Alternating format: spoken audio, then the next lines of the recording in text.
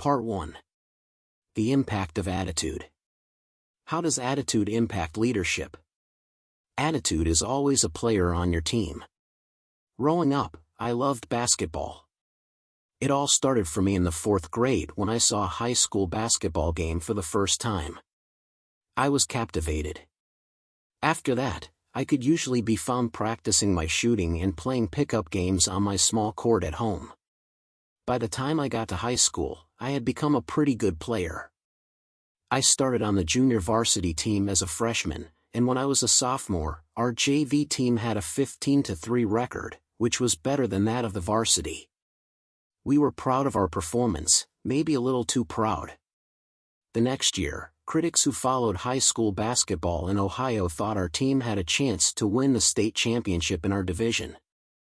I guess they looked at the players who would return as seniors from the previous year's varsity team, saw the talent that would be moving up from the JV, and figured we would be a powerhouse. And we did have a lot of talent. How many high school teams in the late 1960s could say that all but a couple of players on the team could dunk the ball? But the season turned out far different from everyone's expectations. From bad to worse. From the beginning of the season, the team suffered problems. There were 2 of us juniors on the varsity who had the talent to start for the team, John Thomas, who was the team's best rebounder, and me, the best shooting guard. We thought playing time should be based strictly on ability, and we figured we deserved our place on the team. The seniors, who had taken a back seat to the previous year's seniors, thought we should be made to pay our dues and wait on the bench. What began as a rivalry between the JV and varsity the year before turned into a war between the juniors and the seniors. When we scrimmaged at practice, it was the juniors against the seniors. In games, the seniors wouldn't pass to the juniors and vice versa. The battles became so fierce that before long, the juniors and the seniors wouldn't even work together on the court during games. Our coach, Don Neff, had to platoon us. The seniors would start, and when a substitution became necessary, he'd put not 1 but 5 juniors in the game. We became 2 teams on one roster. I don't remember exactly who started the rivalry that split our team, but I do remember that John Thomas and I embraced it early on. I've always been a leader, and I did my share of influencing other team members. Unfortunately, I have to confess that I led the juniors in the wrong direction. What started as a bad attitude in 1 or 2 players made a mess of the situation for everyone. By the time we were in the thick of our schedule, even the players who didn't want to take part in the rivalry were affected. The season was a disaster. In the end, we finished with a mediocre record and never came close to reaching our potential. It just goes to show you, rotten attitudes ruin a team. Talent is not enough. From my high school basketball experience, I learned that talent is not enough to bring success to a team. Of course, you need talent. My friend Lou Holtz, the outstanding college football coach, observed, "You've got to have great athletes to win. You can't win without good athletes, but you can lose with them. But it also takes much more than talented people to win." My high school teammates were loaded with talent, and if that were enough, we could have been state champions. But we were also loaded with rotten attitudes. You know which won the battle between talent and attitude in the end. Perhaps that is why to this day I understand the importance of a positive attitude and have placed such a strong emphasis on it for myself, for my children as they were growing up, and for the teams I lead. Years ago I wrote something about attitude for my book The Winning Attitude. I'd like to share it with you. Attitude. It is the advance man of our true selves. Its roots are inward but its fruit is outward. It is our best friend or our worst enemy. It is more honest and more consistent than our words. It is an outward look based on past experiences. It is a thing which draws people to us or repels them. It is never content until it is expressed. It is the librarian of our past. It is the speaker of our present. It is the prophet of our future. Point 1. Good attitudes among players do not guarantee a team's success, but bad attitudes guarantee its failure. The following 5 truths about attitudes clarify how they affect teamwork and a leader's team. 1. Attitudes have the power to lift up or tear down a team. In The Winner's Edge, Dennis Waitley stated, "The real leaders in business, in the professional community, in education, in government, and in the home also seem to draw upon a special cutting edge that separates them from the rest of society. The winner's edge is not in a gifted birth, in a high IQ, or in talent.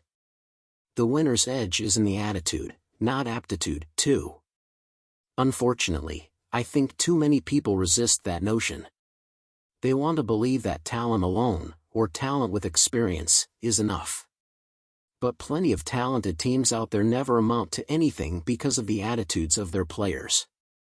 Various attitudes may impact a team made up of highly talented players. Abilities plus attitudes equals result. Great talent plus rotten attitudes equals bad team.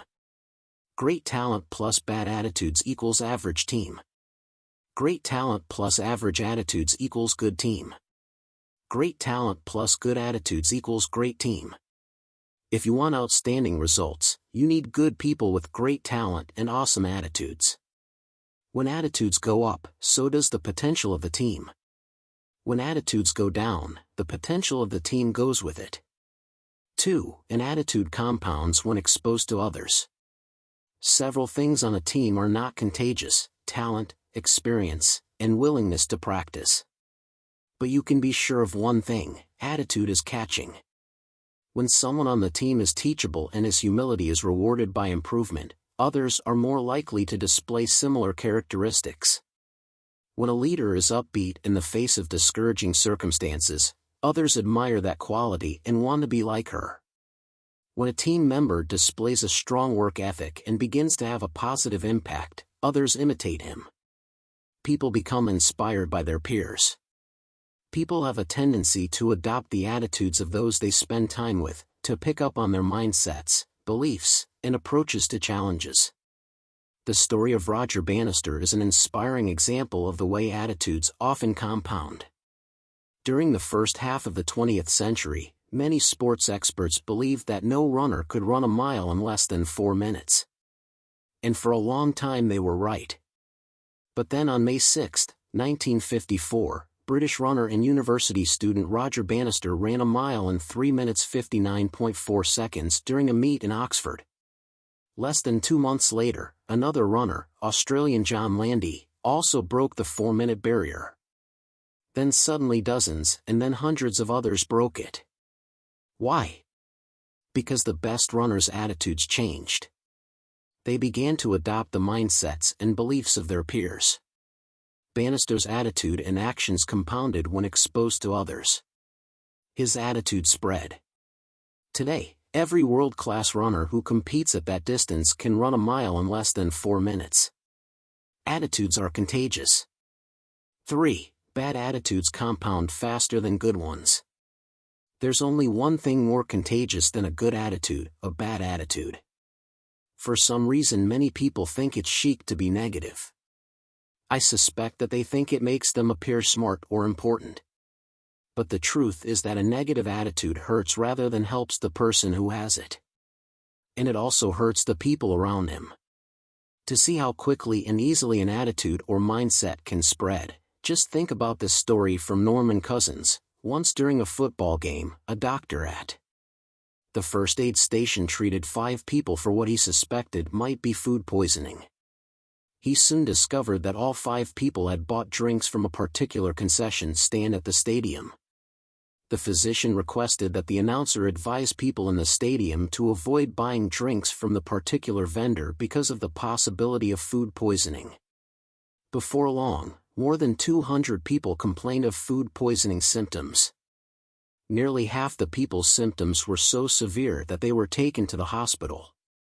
The story doesn't end there, however. After a little more detective work, it was discovered that the 5 original victims had eaten tainted potato salad from one particular deli on the way to the game. When the other sufferers found out that the drinks in the stadium were safe, they experienced miraculous recoveries. That just goes to show you, an attitude spreads very quickly. 4. Attitudes are subjective, so identifying a wrong one can be difficult. Have you ever interacted with someone for the first time and suspected that his attitude was poor, yet you were unable to put your finger on exactly what was wrong? I believe many people have that experience. Attitude is really about how a person is. That overflows into how he acts. The reason people doubt their observations about others' attitudes is that attitudes are subjective. Someone with a bad attitude may not do anything illegal or unethical, yet his attitude may be ruining the team just the same. People always project on the outside how they feel on the inside. Attitude is really about how a person is. That overflows into how he acts. Allow me to share with you common rotten attitudes that ruin a team so that you can recognize them for what they are when you see them. An inability to admit wrongdoing. Have you ever spent time with people who never admit they're wrong? It's painful. Nobody's perfect, but someone who thinks he is does not make an ideal teammate. His wrong attitude will always create conflict. Failing to forgive.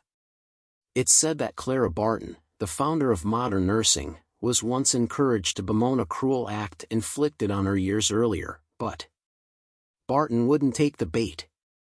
"Don't you remember the wrong that was done to you?" the friend goaded. "No," answered Barton, "I distinctly remember forgetting that." Holding a grudge is never positive or appropriate. And when unforgiveness occurs between teammates, it's certain to hurt the team. Petty jealousy. An attitude that really works against people is the desire for equality that feeds petty jealousy. For some reason the people with this attitude believe that every person deserves equal treatment, regardless of talent, performance, or impact. Yet nothing could be farther from the truth. Each of us is created uniquely and performs differently, and as a result, we should be treated as such. The disease of me. In his book The Winner Within, highly successful NBA coach Pat Riley writes about the disease of me. He says of team members who have it, they develop an overpowering belief in their own importance. Their actions virtually shout the claim, "I'm the one." Riley asserts that the disease always has the same inevitable result, the defeat of us. 3. A critical spirit. Fred and Martha were driving home after a church service. "Fred," Martha asked, "did you notice that the pastor's sermon was kind of weak today?" "No, not really," answered Fred. "Well, did you hear that the choir was flat?" "No, I didn't," he responded. "Well, you certainly must have noticed that young couple and their children right in front of us, with all the noise and commotion they made the whole service." "I'm sorry, dear, but no, I didn't." Finally in disgust Martha said, "Honestly, Fred, I don't know why you even bother to go to church. When someone on the team has a critical spirit, everybody knows it because everyone on the team can do no right." A desire to hog all the credit. Another bad attitude that hurts the team is similar to the disease of me. But where the person with that disease may simmer in the background and create dissension, the credit hog continually steps into the spotlight to take a bow, whether he has earned it or not. His attitude is opposite that of NBA Hall of Fame center Bill Russell, who said of his time on the court, "The most important measure of how good a game I played was how much better I'd made my teammates play." Certainly there are other negative attitudes that I haven't named, but my intention isn't to list every bad attitude, just some of the most common ones. In a word, most bad attitudes are the result of selfishness. If one of your teammates puts others down, sabotages teamwork, or makes himself out to be more important than the team, then you can be sure that you've encountered someone with a bad attitude.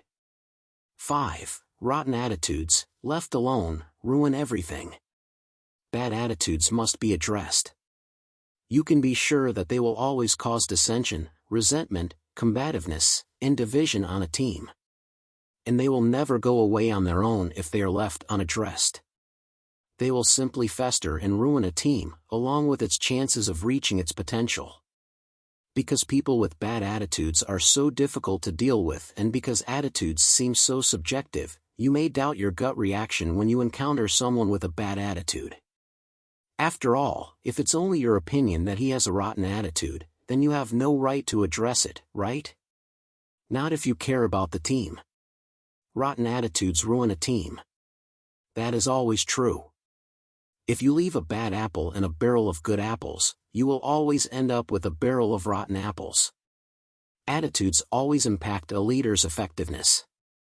President Thomas Jefferson remarked, "Nothing can stop the man with the right mental attitude from achieving his goal. Nothing on earth can help the man with the wrong mental attitude."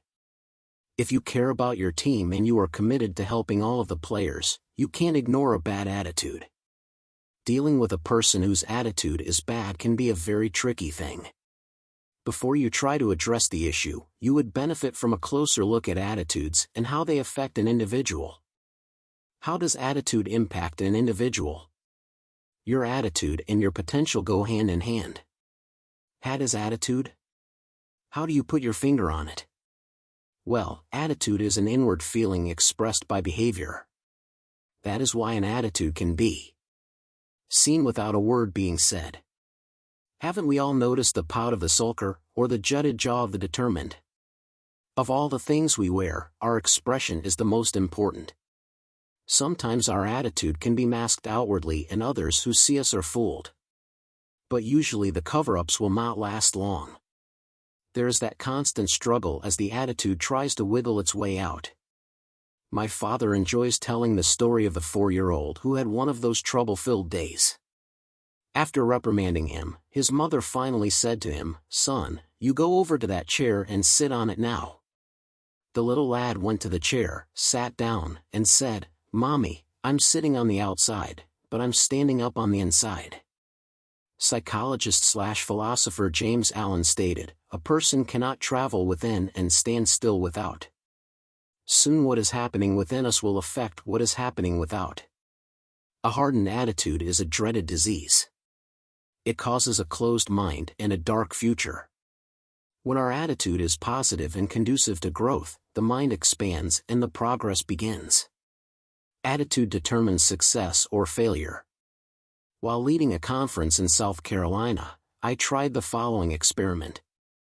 I asked the audience, what word describes what will determine our happiness, acceptance, peace, and success? The audience began to express words such as job, education, money, time. Finally someone said attitude. Such an important area of their lives was a second thought. Our attitude is the primary force that will determine whether we succeed or fail. For some, attitude presents a difficulty in every opportunity. For others it presents an opportunity in every difficulty. Some climb with a positive attitude, while others fall with a negative perspective. The very fact that the attitude makes some while breaking others is significant enough for us to explore its importance. Here are 7 axioms about attitude to help you better understand how it impacts a person's life. Attitude axiom number 1, our attitude determines our approach to life. Our attitude tells us what we expect from life. Like an airplane, if our nose is pointed up, we are taking off. If it is pointed down, we may be headed for a crash. One of my favorite stories is about a grandpa and grandma who visited their grandchildren. Each afternoon grandpa would lie down for a nap. One day, as a practical joke, the kids decided to put Limburger cheese in his mustache. Quite soon he awoke sniffing. "Why, this room stinks," he exclaimed as he got up and went out into the kitchen. He wasn't there long until he decided that the kitchen smelled, too, so he walked outdoors for a breath of fresh air. Much to Grandpa's surprise, the open air brought no relief, and he proclaimed, "The whole world stinks." How true that is to life. When we carry Limburger cheese in our attitudes, the whole world smells bad. We are individually responsible for our view of life. That truth has been known for ages and is contained in Scripture, for whatever a man sows, that he will also reap. Our attitude toward an action in life help determine what happens to us. It would be impossible to estimate the number of jobs lost, the number of promotions missed, the number of sales not made, and the number of marriages ruined by poor attitudes. But almost daily we witness jobs that are held but hated and marriages that are tolerated but unhappy, all because people are waiting for others, or the world, to change instead of realizing that they are responsible for their own behavior. Attitude axiom number 2, our attitude determines our relationships with people. All of life is impacted by your relationships with people, yet establishing relationships is difficult. You can't get along with some people, and you can't make it without them. That's why it is essential to build proper relationships with others in our crowded world.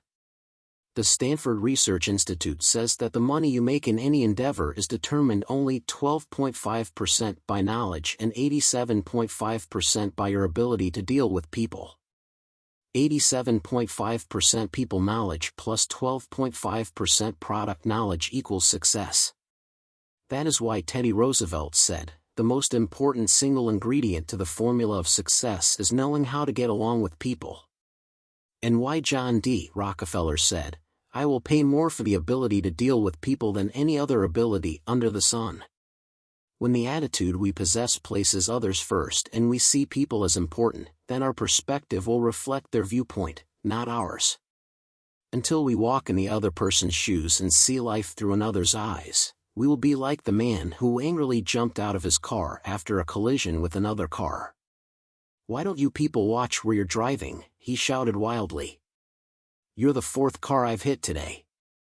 Usually the person who rises within an organization has a good attitude. The promotions did not give that individual an outstanding attitude, but an outstanding attitude resulted in promotions. Attitude axiom number 3. Often our attitude is the only difference between success and failure. History's greatest achievements have been made by men who excelled only slightly over the masses of others in their fields. This could be called the principle of the slight edge. Many times that slight difference was attitude. The former Israeli Prime Minister Golda Meir underlined this truth in one of her interviews. She said, "All my country has is spirit. We don't have petroleum dollars. We don't have mines of great wealth in the ground. We don't have the support of a worldwide public opinion that looks favorably on us. All Israel has is the spirit of its people. And if the people lose their spirit, even the United States of America cannot save us." Certainly aptitude is important to our success in life. Yet success or failure in any undertaking is caused more by mental attitude than by mere mental capacities. I remember times when Margaret, my wife, would come home from teaching school frustrated because of modern education's emphasis on aptitude instead of attitude.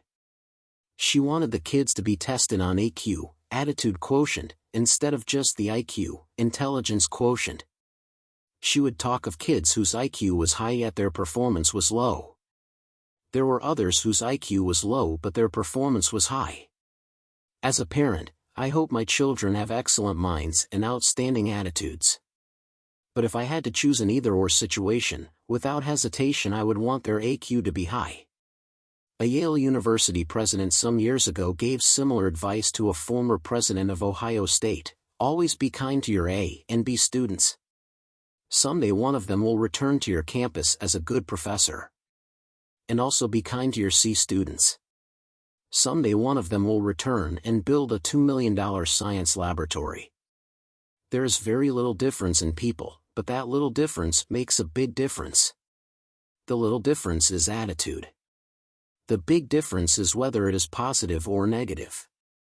Attitude axiom number 4. Our attitude at the beginning of a task will affect its outcome more than anything else.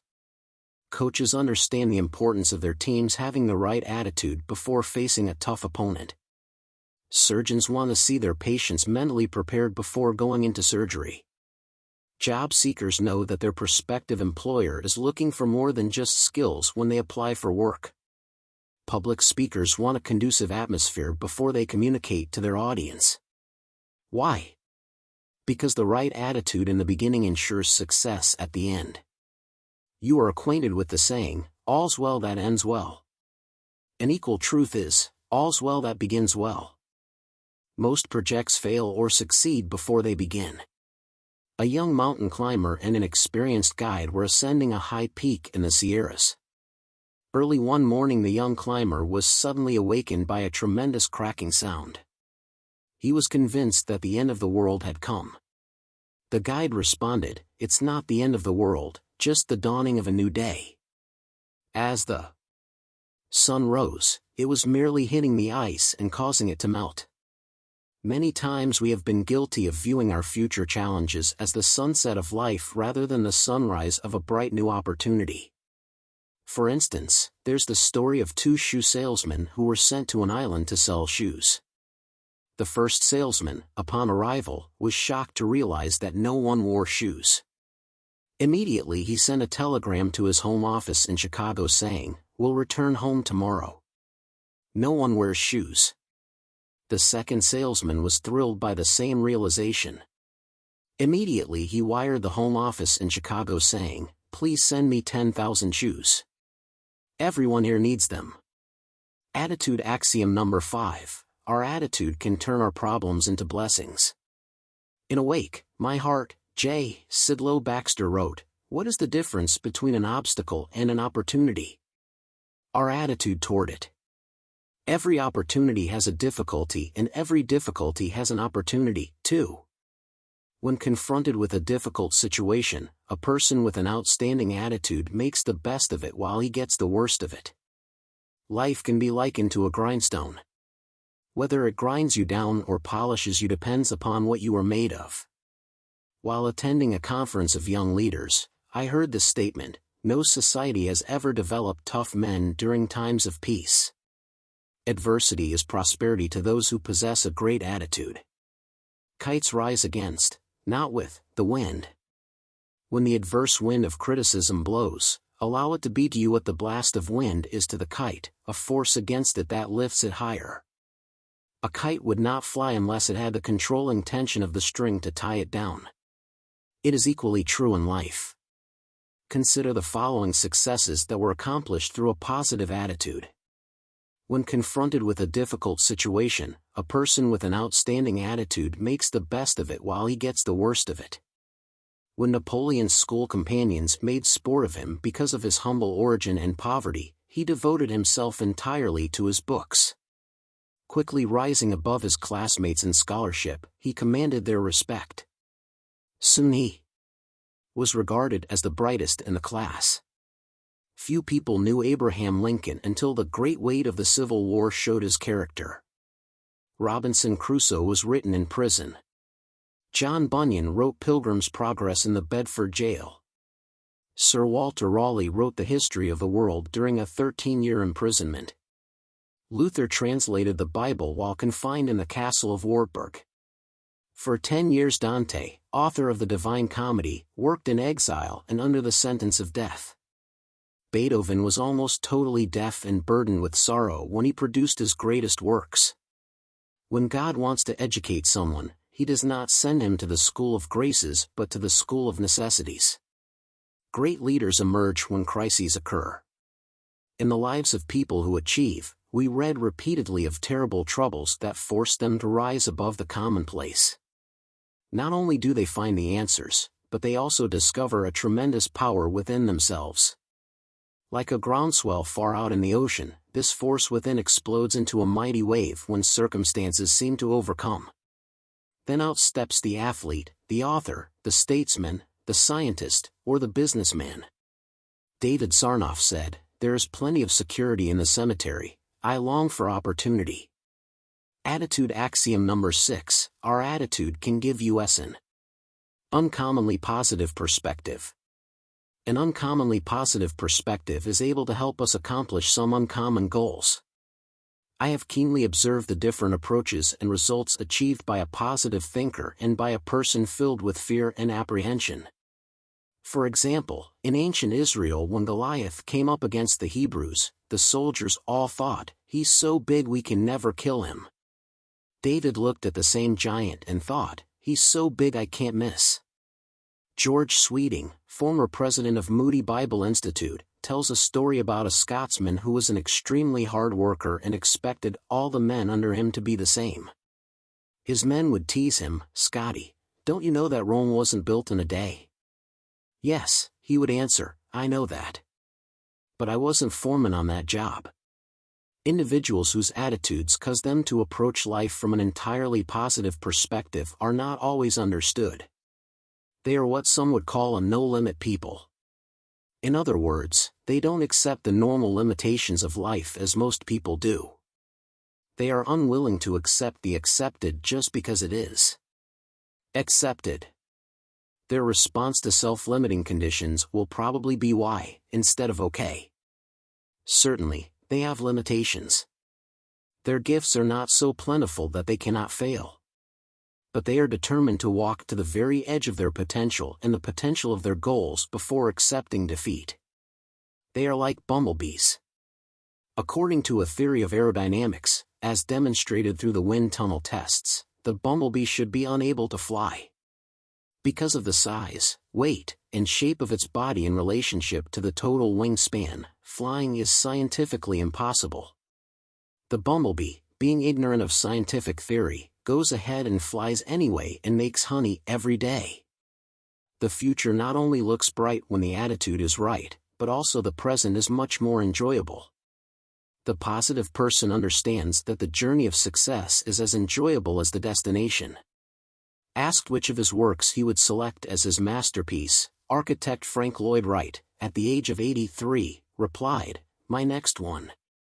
A friend of mine in Ohio drove 18-wheelers for an interstate trucking company. Knowing the hundreds of miles he logged weekly, I once asked him how he kept from getting extremely tired. "It's all in your attitude," he replied.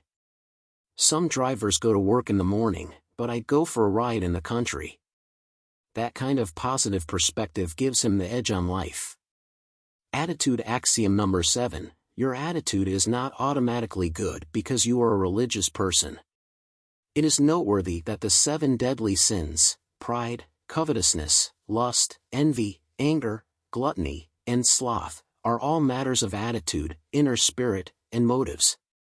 Sadly, many people of faith carry with them inner spirit problems. They are like the elder brother contained in the parable of the prodigal son, thinking that they do everything right. While the younger brother left home to live a wild life, the elder brother chose to stay home with his father. He wasn't going to spend his time sowing wild oats. Yet when the younger brother returned home, some of the elder brother's wrong attitudes began to surface. First was a feeling of self-importance. The elder brother was out in the field doing what he ought to do, but he got mad when the party began at home. His father would never let him have one for himself. That was followed by a feeling of self-pity. The elder brother said, "Look, for so many years I have been serving you, and you have never thrown a party for me.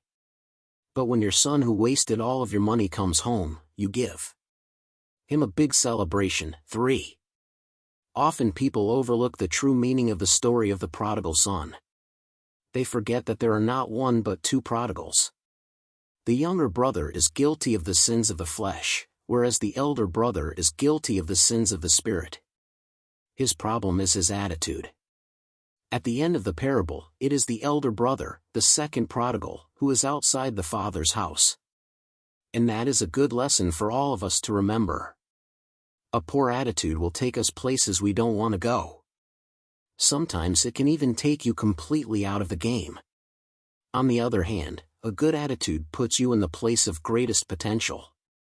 Perhaps you're not sure if your attitude is where it ought to be. Or maybe you are leading someone whose attitude isn't as positive as it could be. How do you address that? First, you need to know how a person's attitude is formed. That's the subject of the next chapter.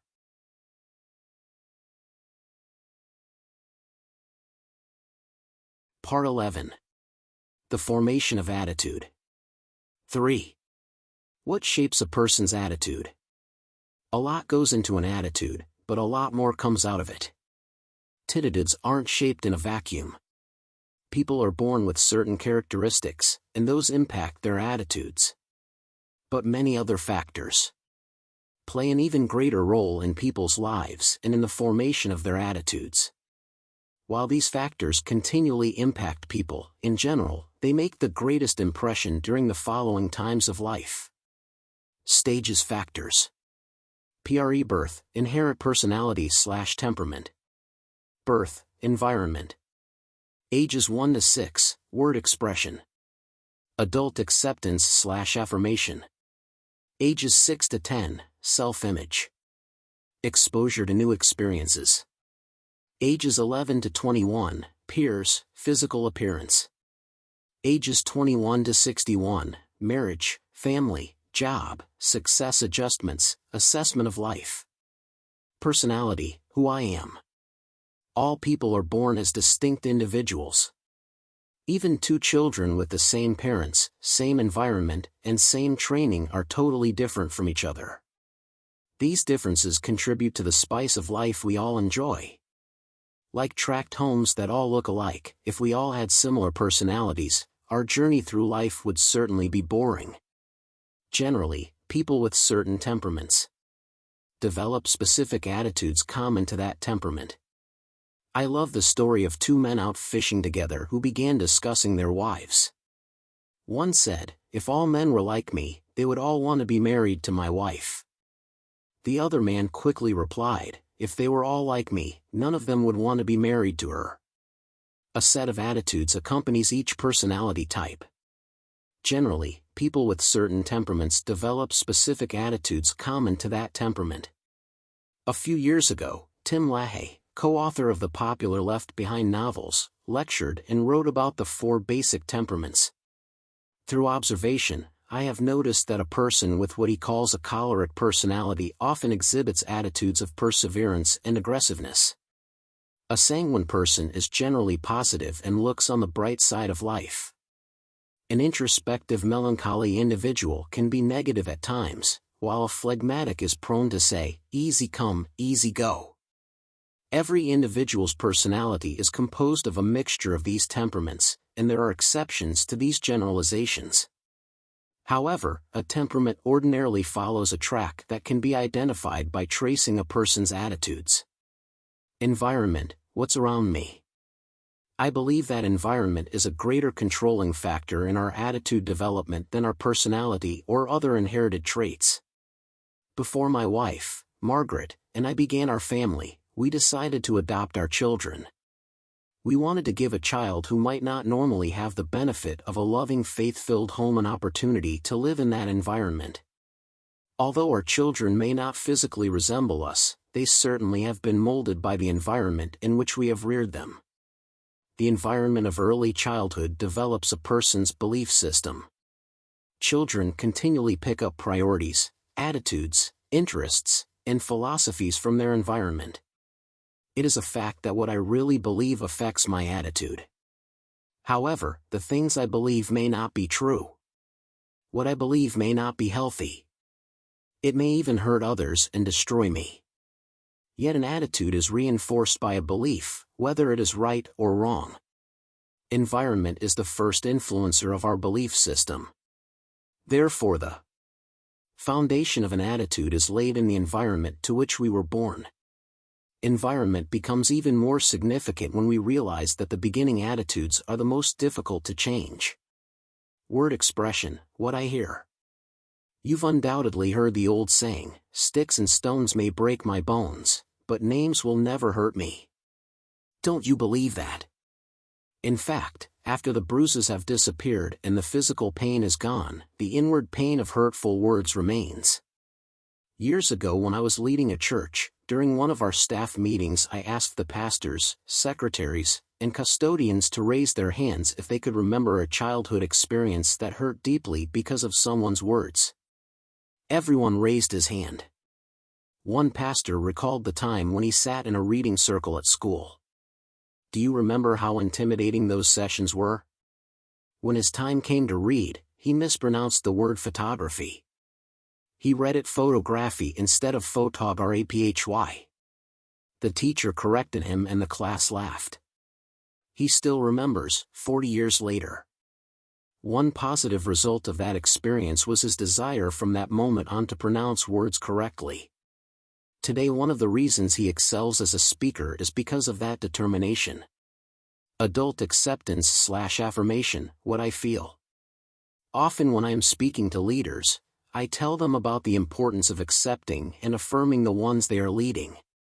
The truth is, people don't care how much you know until they know how much you care. Think back to your school days. Who was your favorite teacher? Now think of why. Probably your warmest memories are of someone who accepted and affirmed you. We seldom remember what our teacher said to us, but we do remember how they loved us. Long before we understand teaching, we reach out for understanding. Long after we have forgotten the teachings, we remember the feeling of acceptance or rejection. People don't care how much you know until they know how much you care. Many times I have asked people if they enjoyed their pastor's sermon the previous week. After a positive response I ask, what was his subject?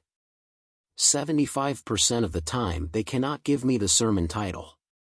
They do not remember the exact subject, but they do remember the atmosphere and attitude in which it was delivered. My favorite Sunday school teachers from my childhood are beautiful examples of this truth. First came Katie, my second grade teacher. When I was sick and missed her class, she would come and visit me on Monday. She would ask how I was feeling and give me a 5-cent trinket that was worth $1 million to me.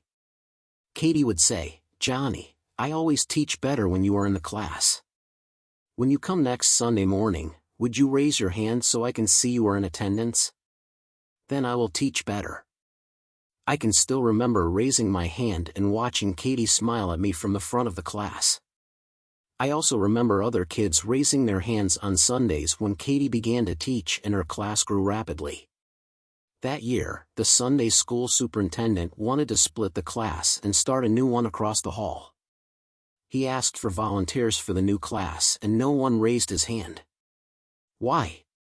No kid wanted to go with a new teacher and miss Katie's continual demonstration of love. Another teacher I remember is Glenn Leatherwood. He taught all the junior high school boys in the church where I grew up. Did you ever teach a group of 10 wiggles per minute boys? Usually those teachers go straight from teaching that class to their heavenly reward. But not Glenn. He taught junior high boys for another 30 years. The 12 months I spent in his class made a profound impact on my faith and my life's work. I was also privileged to grow up in a very affirming family. I never questioned my parents' love and acceptance. They continually affirmed their love through actions and words. When our children were growing up, Margaret and I tried to create that same environment for them. I believe that our kids saw or sensed our acceptance and affirmation at least 30 times a day. Today I'd say our grandchildren get almost twice as much. That's not too much. Have you ever been told too many times that you are important, loved, and appreciated? Remember, people don't care how much you know until they know how much you care. Self-image, how I see myself. It is impossible to perform consistently in a manner inconsistent with the way we see ourselves. In other words, we usually act in direct response to our self-image. Nothing is more difficult to accomplish than changing outward actions without changing inward feelings. One of the best ways to improve those inward feelings is to put some success under your belt. My daughter Elizabeth has a tendency to be shy and wants to hold back on new experiences. But once she is warmed up to a situation, it's full steam ahead. When she was in first grade, her school had a candy bar sale. Each child was given 30 candy bars and was challenged to sell every one of them. When I picked up Elizabeth from school, she was holding her challenge and needed some positive encouragement. It was time for a sales meeting with my new salesgirl. All the way home, I taught her how to sell candy bars. I surrounded each teaching point with a half-dozen "you can do it, your smile will win them over. I believe in you" phrases. By the end of our 15-minute drive, the young lady sitting beside me had become a charming, committed saleslady. Off she went to the neighborhood with little brother Joel eating one of the candy bars and declaring that it was truly the best he had ever devoured. At the end of the day, all 30 bars had been sold and Elizabeth was feeling great. I will never forget the words she prayed as I tucked her into bed that night. "Oh God, thanks for the candy sale at school. It's great. Oh Lord, help make me a winner." Amen. Elizabeth's prayer reflects the heart's desire of every person. We all want to be winners. Sure enough, Elizabeth came home the next day with another box of candy bars. Now the big test. She'd exhausted the supply of friendly neighbors, and she was thrust into the cruel world of the unknown buyer. Elizabeth admitted fear as we went to a shopping center to sell our wares. Again I offered encouragement, a few more selling tips, more encouragement, the right location, more encouragement. And she did it. The experience amounted to 2 days of selling, 2 sold-out performances, 2 happy people, and 1 boosted self-image. How we see ourselves reflects how others see us. If we like ourselves, it increases the odds that others will like us. Self-image sets the parameters for the construction of our attitudes. We act in response to how we see ourselves. We will never go beyond the boundaries that stake out our true feelings about ourselves. Those new territories can be explored only when our self-image is strong enough to give us permission to go there. Exposure to new experiences, opportunities for growth. French philosopher François Voltaire likened life to a game of cards. Each player must accept the cards dealt to him. But once those cards are in the hand, he alone decides how to play them to win the game. We always have a number of opportunities in our hand, and we must decide whether to take a risk and act on them. Nothing in life causes more stress, yet at the same time provides more opportunity for growth than new experiences. If you are a parent, you will find it impossible to shield your children from new experiences that might be negative. So it is essential to prepare positive encounters that will build self-image and confidence. Both positive and negative experiences can be used as tools in preparing children for life. Children need continual reassurance and praise when their new experiences are less than positive. In fact, the worse the experience, the more encouragement they need. But sometimes we become discouraged when they are discouraged. This is a good formula to adopt. New experiences plus teaching applications x love equals growth. Association with peers, who influences me. What others indicate about their perceptions of us affects how we perceive ourselves. Usually we respond to the expectations of others. This truth becomes evident to parents when their children go to school. No longer can parents control their children's environment. My parents understood that others could exercise a sizable amount of control over their son's behavior, so they were determined to watch and control our peer relationships as much as possible. Their strategy: provide a climate in the Maxwell home that was appealing to their 2 boys' friends. This meant sacrificing their finances and time. They provided us with a shuffleboard game, ping pong table, pool table, pinball machine, chemistry set, basketball court, and all the sports equipment imaginable. We also had a mother who was spectator, referee, counselor, arbitrator, and fan. And the kids came, often 20 to 25 at a time. All sizes, shapes, and colors. Everyone had fun, and my parents observed our friends. Sometimes, after the gang had gone, my parents would ask about one of our friends. They would openly discuss his language or attitudes and encourage us not to act or think that way.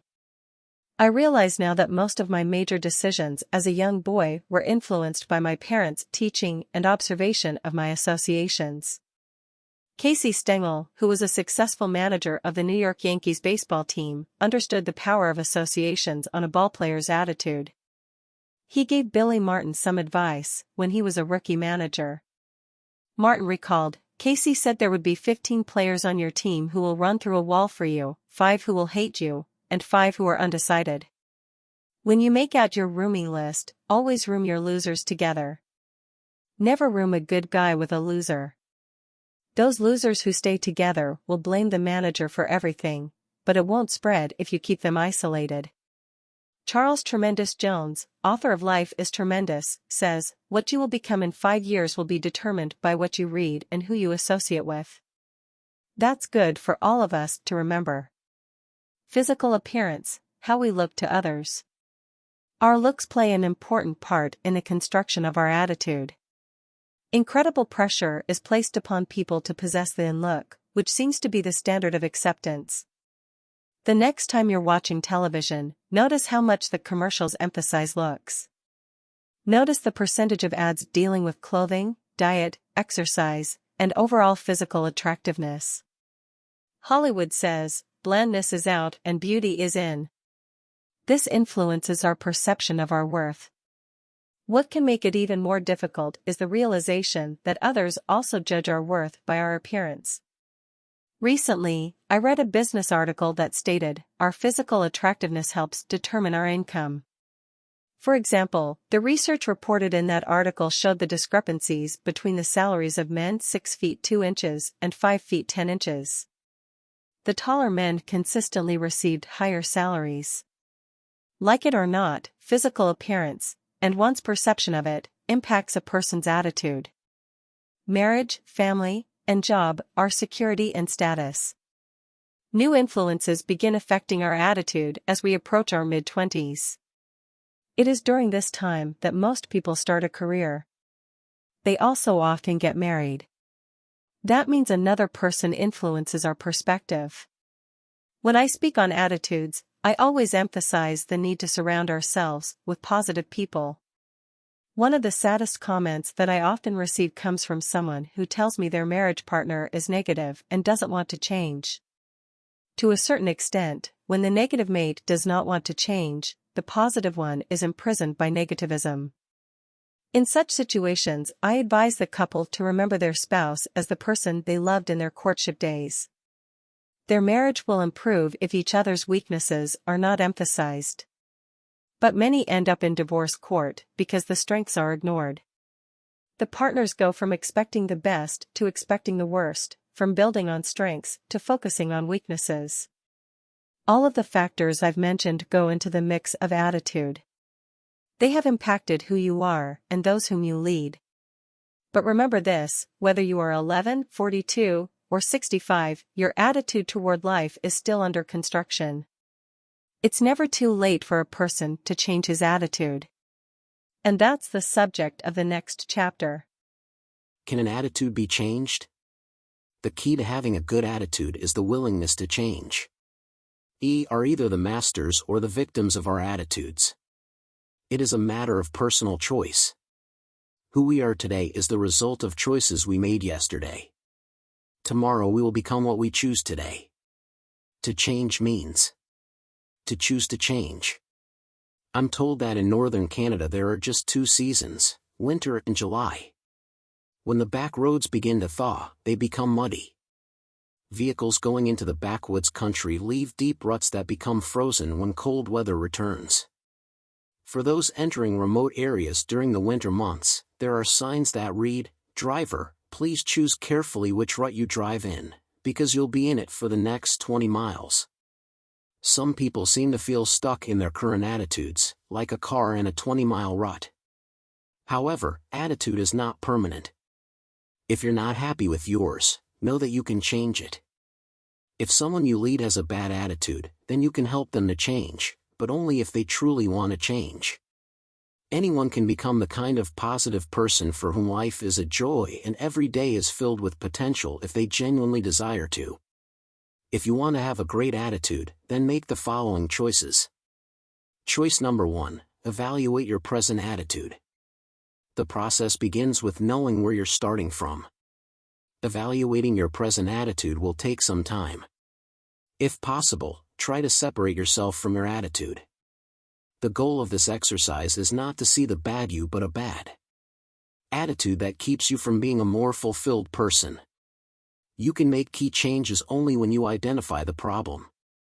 When he sees a logjam, the professional logger climbs a tall tree and locates a key log, blows that log free, and lets the stream do the rest.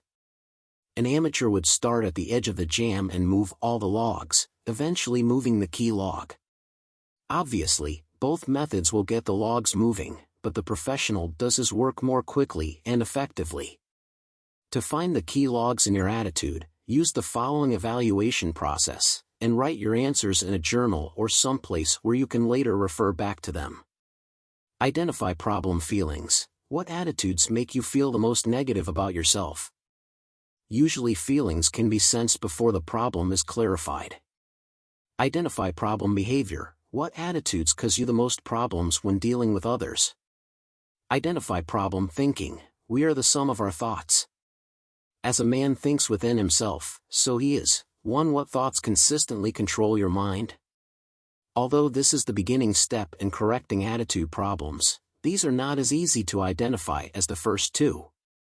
Clarify truth. In order to know how to change, you need to examine your feelings in light of truth. If you are a person of faith, then use the scriptures. What do they tell you about how your attitude should be? Secure commitment. At this stage, what must I do to change, turns into I must change. Remember, the choice to change is the one decision that must be made, and only you can make it. Plan and carry out your choice. Act on your decision immediately and repeatedly. Choice number 2, realize that faith is stronger than fear. The only thing that will guarantee the success of a difficult or doubtful undertaking is faith from the beginning that you can do it. Philosopher William James said, "The greatest discovery of my generation is that people can alter their lives by altering their attitudes of mind." Change depends on your frame of mind. Believe that you can change. Ask your friends and colleagues to encourage you at every opportunity. And if you are a person of faith, ask for God's help. He knows your problems, and He is willing and able to help you overcome them. Choice number 3, write a statement of purpose. When I was a boy, my father decided to build a basketball court for my brother and me. He made a cement driveway, put a backboard on the garage, and was just getting ready to put up the basket when he was called away on an emergency. He promised to put up the hoop as soon as he returned. No problem, I thought. I have a brand new Spalding ball and a new cement driveway on which to dribble it. For a few minutes I bounced the ball on the cement. Soon that became boring, so I took the ball and threw it up against the backboard, once. I let the ball run off the court and didn't pick it up again until Dad returned to put up the rim. Why?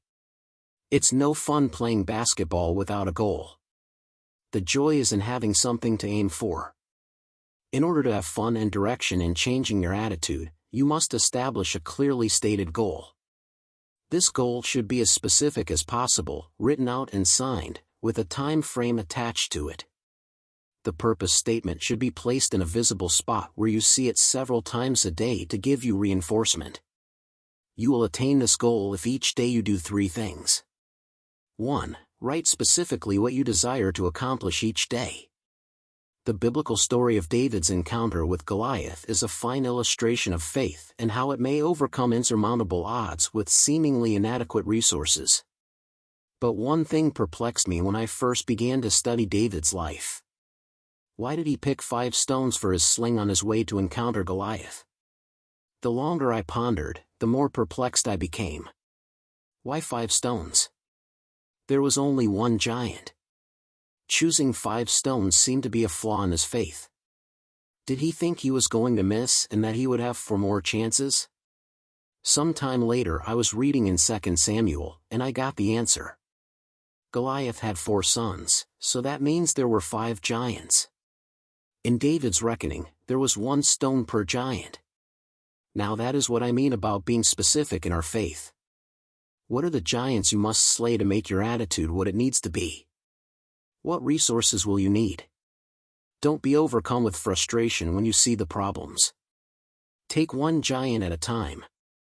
Military strategists teach their armies to fight 1 front at a time. Settle which attitude you want to tackle at this time. Write it down. As you successfully begin to win battles, write them down. And spend time reading about past victories because it will encourage you. 2. Verbalize to an encouraging friend what you want to accomplish each day. Belief is inward conviction, faith is outward action. You will receive both encouragement and accountability by verbalizing your intentions. One of the ways people resolve a conflict is to verbalize it to themselves or someone else. This practice is also vital in reaching your desired attitudes. I know successful salesmen who repeat this phrase out loud 50 times each morning and 50 times each evening. I can do it. Continually saying positive statements helps them believe in themselves and causes them to act on that belief. Start this process by changing your vocabulary. Here are some suggestions. Eliminate these words completely. Make these words a part of your vocabulary. 1. I can't. 1. I can. 2. If. 2. I will. 3. Doubt. 3. Expect the best. 4. I don't think. 4. I know. 5. I don't have the time. 5. I will make the time. 6. Maybe. 6. Positively. 7. I'm afraid of. 7. I am confident. 8. I don't believe. 8. I do believe. 9. Minimize. I. 9. Promote. You.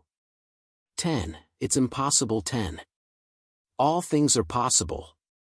3. Take action on your goal each day. The difference between a wise man and a foolish one is his response to what he already knows. A wise man follows up on what he hears, while a foolish man knows but does not act. To change, you must take action. And while you're at it, do something positive for someone else too. Nothing improves a person's outlook like unselfish service to someone with a greater need than their own. Choice number 4, have the desire to change. No choice will determine the success of your attitude change more than desiring to change. When all else fails, desire alone can keep you heading in the right direction. Many people have climbed over insurmountable obstacles to make themselves better when they realize that change is possible if they want it badly enough. Let me illustrate. While hopping about one day, a frog happened to slip into a very large pothole along a country road. All of his attempts at jumping out were in vain. Soon a rabbit came upon the frog trapped in the hole and offered to help him out.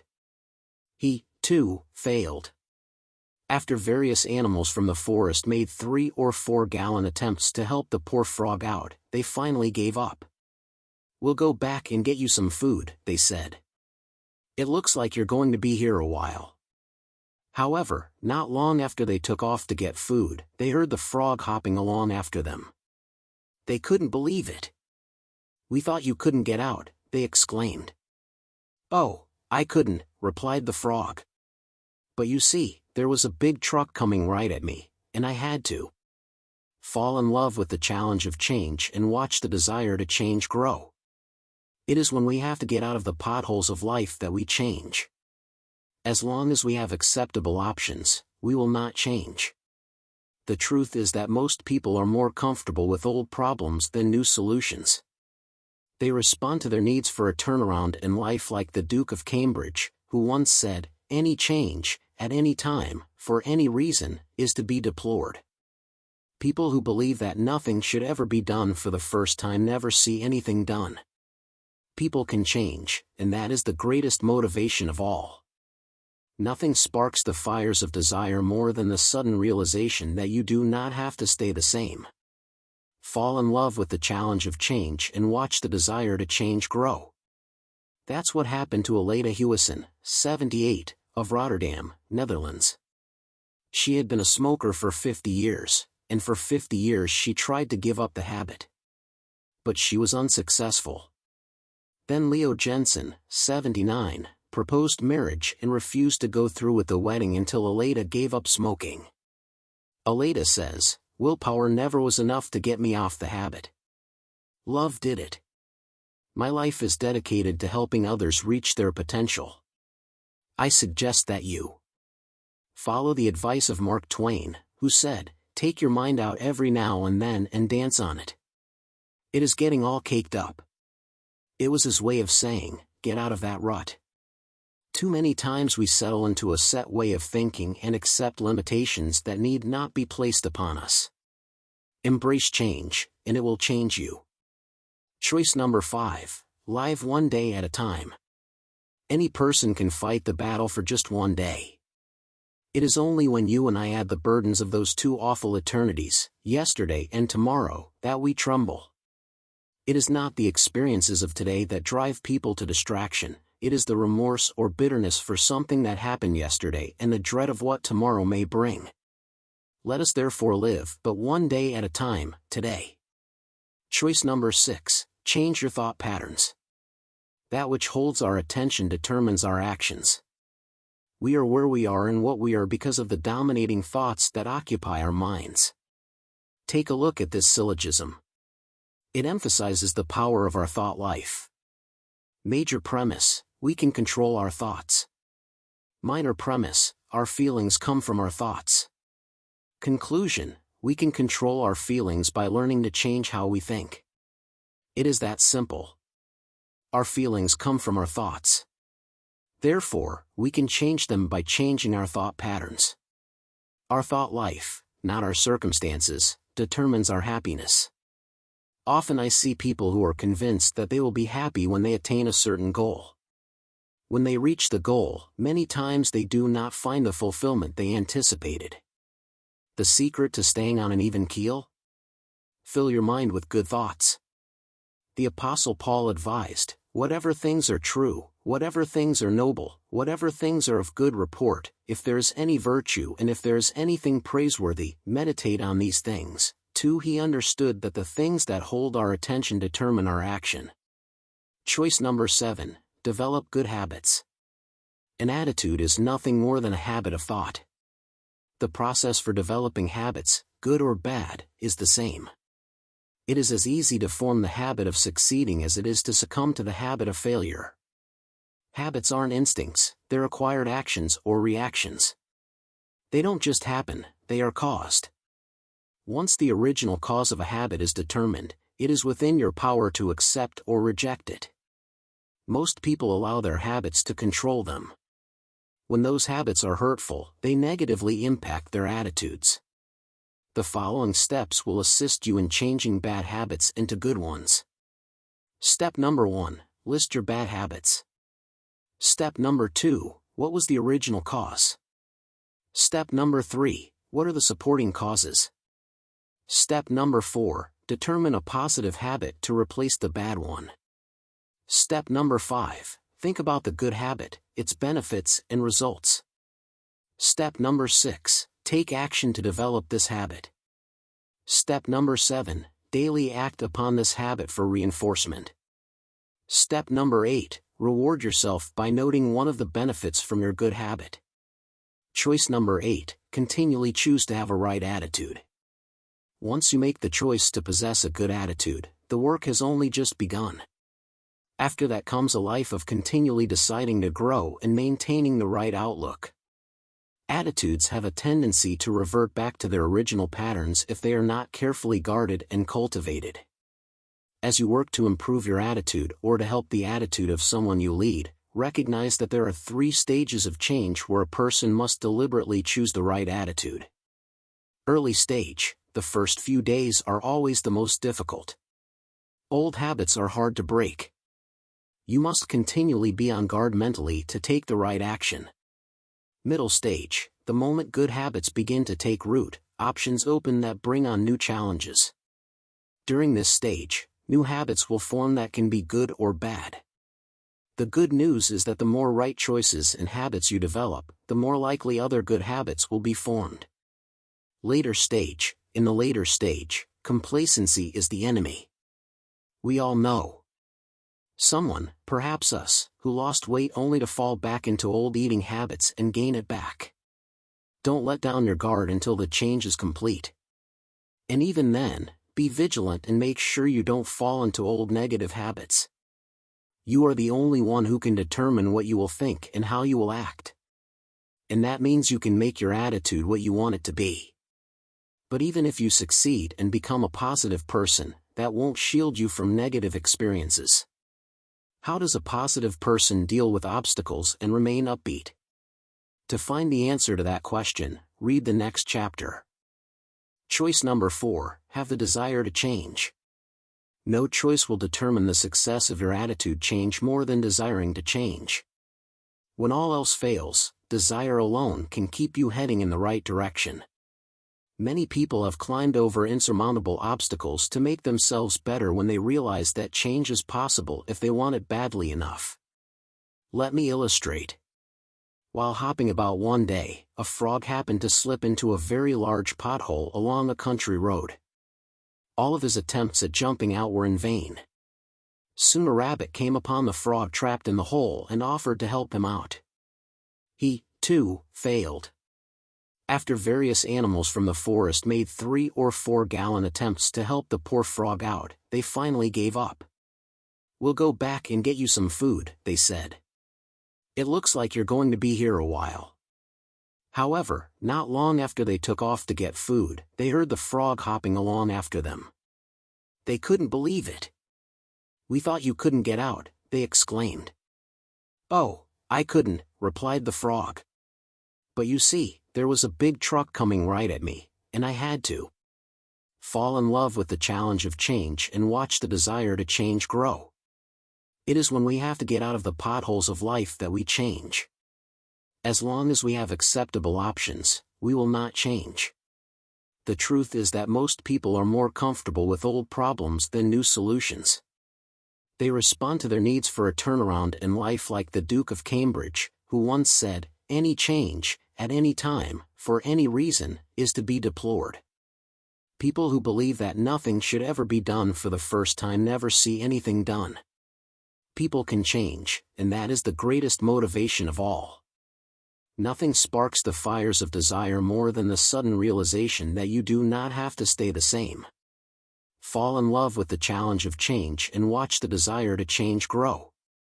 That's what happened to Aleda Hewison, 78, of Rotterdam, Netherlands. She had been a smoker for 50 years, and for 50 years she tried to give up the habit. But she was unsuccessful. Then Leo Jensen, 79, proposed marriage and refused to go through with the wedding until Aleda gave up smoking. Aleda says, "Willpower never was enough to get me off the habit. Love did it. My life is dedicated to helping others reach their potential." I suggest that you follow the advice of Mark Twain, who said, "Take your mind out every now and then and dance on it. It is getting all caked up." It was his way of saying, get out of that rut. Too many times we settle into a set way of thinking and accept limitations that need not be placed upon us. Embrace change, and it will change you. Choice number 5, live one day at a time. Any person can fight the battle for just one day. It is only when you and I add the burdens of those 2 awful eternities, yesterday and tomorrow, that we tremble. It is not the experiences of today that drive people to distraction, it is the remorse or bitterness for something that happened yesterday and the dread of what tomorrow may bring. Let us therefore live but one day at a time, today. Choice number 6, change your thought patterns. That which holds our attention determines our actions. We are where we are and what we are because of the dominating thoughts that occupy our minds. Take a look at this syllogism. It emphasizes the power of our thought life. Major premise, we can control our thoughts. Minor premise, our feelings come from our thoughts. Conclusion, we can control our feelings by learning to change how we think. It is that simple. Our feelings come from our thoughts. Therefore, we can change them by changing our thought patterns. Our thought life, not our circumstances, determines our happiness. Often I see people who are convinced that they will be happy when they attain a certain goal. When they reach the goal, many times they do not find the fulfillment they anticipated. The secret to staying on an even keel? Fill your mind with good thoughts. The Apostle Paul advised, "Whatever things are true, whatever things are noble, whatever things are of good report, if there is any virtue and if there is anything praiseworthy, meditate on these things." 2. He understood that the things that hold our attention determine our action. Choice number 7, develop good habits. An attitude is nothing more than a habit of thought. The process for developing habits, good or bad, is the same. It is as easy to form the habit of succeeding as it is to succumb to the habit of failure. Habits aren't instincts, they're acquired actions or reactions. They don't just happen, they are caused. Once the original cause of a habit is determined, it is within your power to accept or reject it. Most people allow their habits to control them. When those habits are hurtful, they negatively impact their attitudes. The following steps will assist you in changing bad habits into good ones. Step number 1, list your bad habits. Step number 2, what was the original cause? Step number 3, what are the supporting causes? Step number 4, determine a positive habit to replace the bad one. Step number 5, think about the good habit, its benefits and results. Step number 6, take action to develop this habit. Step number 7, daily act upon this habit for reinforcement. Step number 8, reward yourself by noting one of the benefits from your good habit. Choice number 8, continually choose to have a right attitude. Once you make the choice to possess a good attitude, the work has only just begun. After that comes a life of continually deciding to grow and maintaining the right outlook. Attitudes have a tendency to revert back to their original patterns if they are not carefully guarded and cultivated. As you work to improve your attitude or to help the attitude of someone you lead, recognize that there are 3 stages of change where a person must deliberately choose the right attitude. Early stage, the first few days are always the most difficult. Old habits are hard to break. You must continually be on guard mentally to take the right action. Middle stage, the moment good habits begin to take root, options open that bring on new challenges. During this stage, new habits will form that can be good or bad. The good news is that the more right choices and habits you develop, the more likely other good habits will be formed. Later stage, in the later stage, complacency is the enemy. We all know someone, perhaps us, who lost weight only to fall back into old eating habits and gain it back. Don't let down your guard until the change is complete. And even then, be vigilant and make sure you don't fall into old negative habits. You are the only one who can determine what you will think and how you will act. And that means you can make your attitude what you want it to be. But even if you succeed and become a positive person, that won't shield you from negative experiences. How does a positive person deal with obstacles and remain upbeat? To find the answer to that question, read the next chapter. 5. Can obstacles actually enhance an attitude? The greatest battle you wage against failure occurs on the inside, not the outside. Working artists David Bales and Ted Orland tell a story about an art teacher who did an experiment with his grading system for 2 groups of students. It is a parable on the benefits of failure. Here is what happened. The ceramics teacher announced on opening day that he was dividing the class into 2 groups. All those on the left side of the studio, he said, would be graded solely on the quantity of work they produced, all those on the right solely on its quality. His procedure was simple. On the final day of class he would bring in his bathroom scale and weigh the work of the quantity group, 50 pounds of pots rated an A, 40 pounds of B, and so on. Those being graded on quality, however, needed to produce only 1 pot, albeit a perfect one, to get an A. Well, come grading time a curious fact emerged: the works of the highest quality were all produced by the group being graded for quantity. It seems that while the quantity group was busily churning out piles of work and learning from their mistakes, the quality group had sat theorizing about perfection, and in the end had little more to show for their efforts than grandiose theories and a pile of dead clay. 1. It doesn't matter whether your objectives are in the area of art, business, ministry, sports, or relationships. The only way you can get ahead is to fail early, fail often, and fail forward. Take the journey. I teach leadership to thousands of people each year at numerous conferences.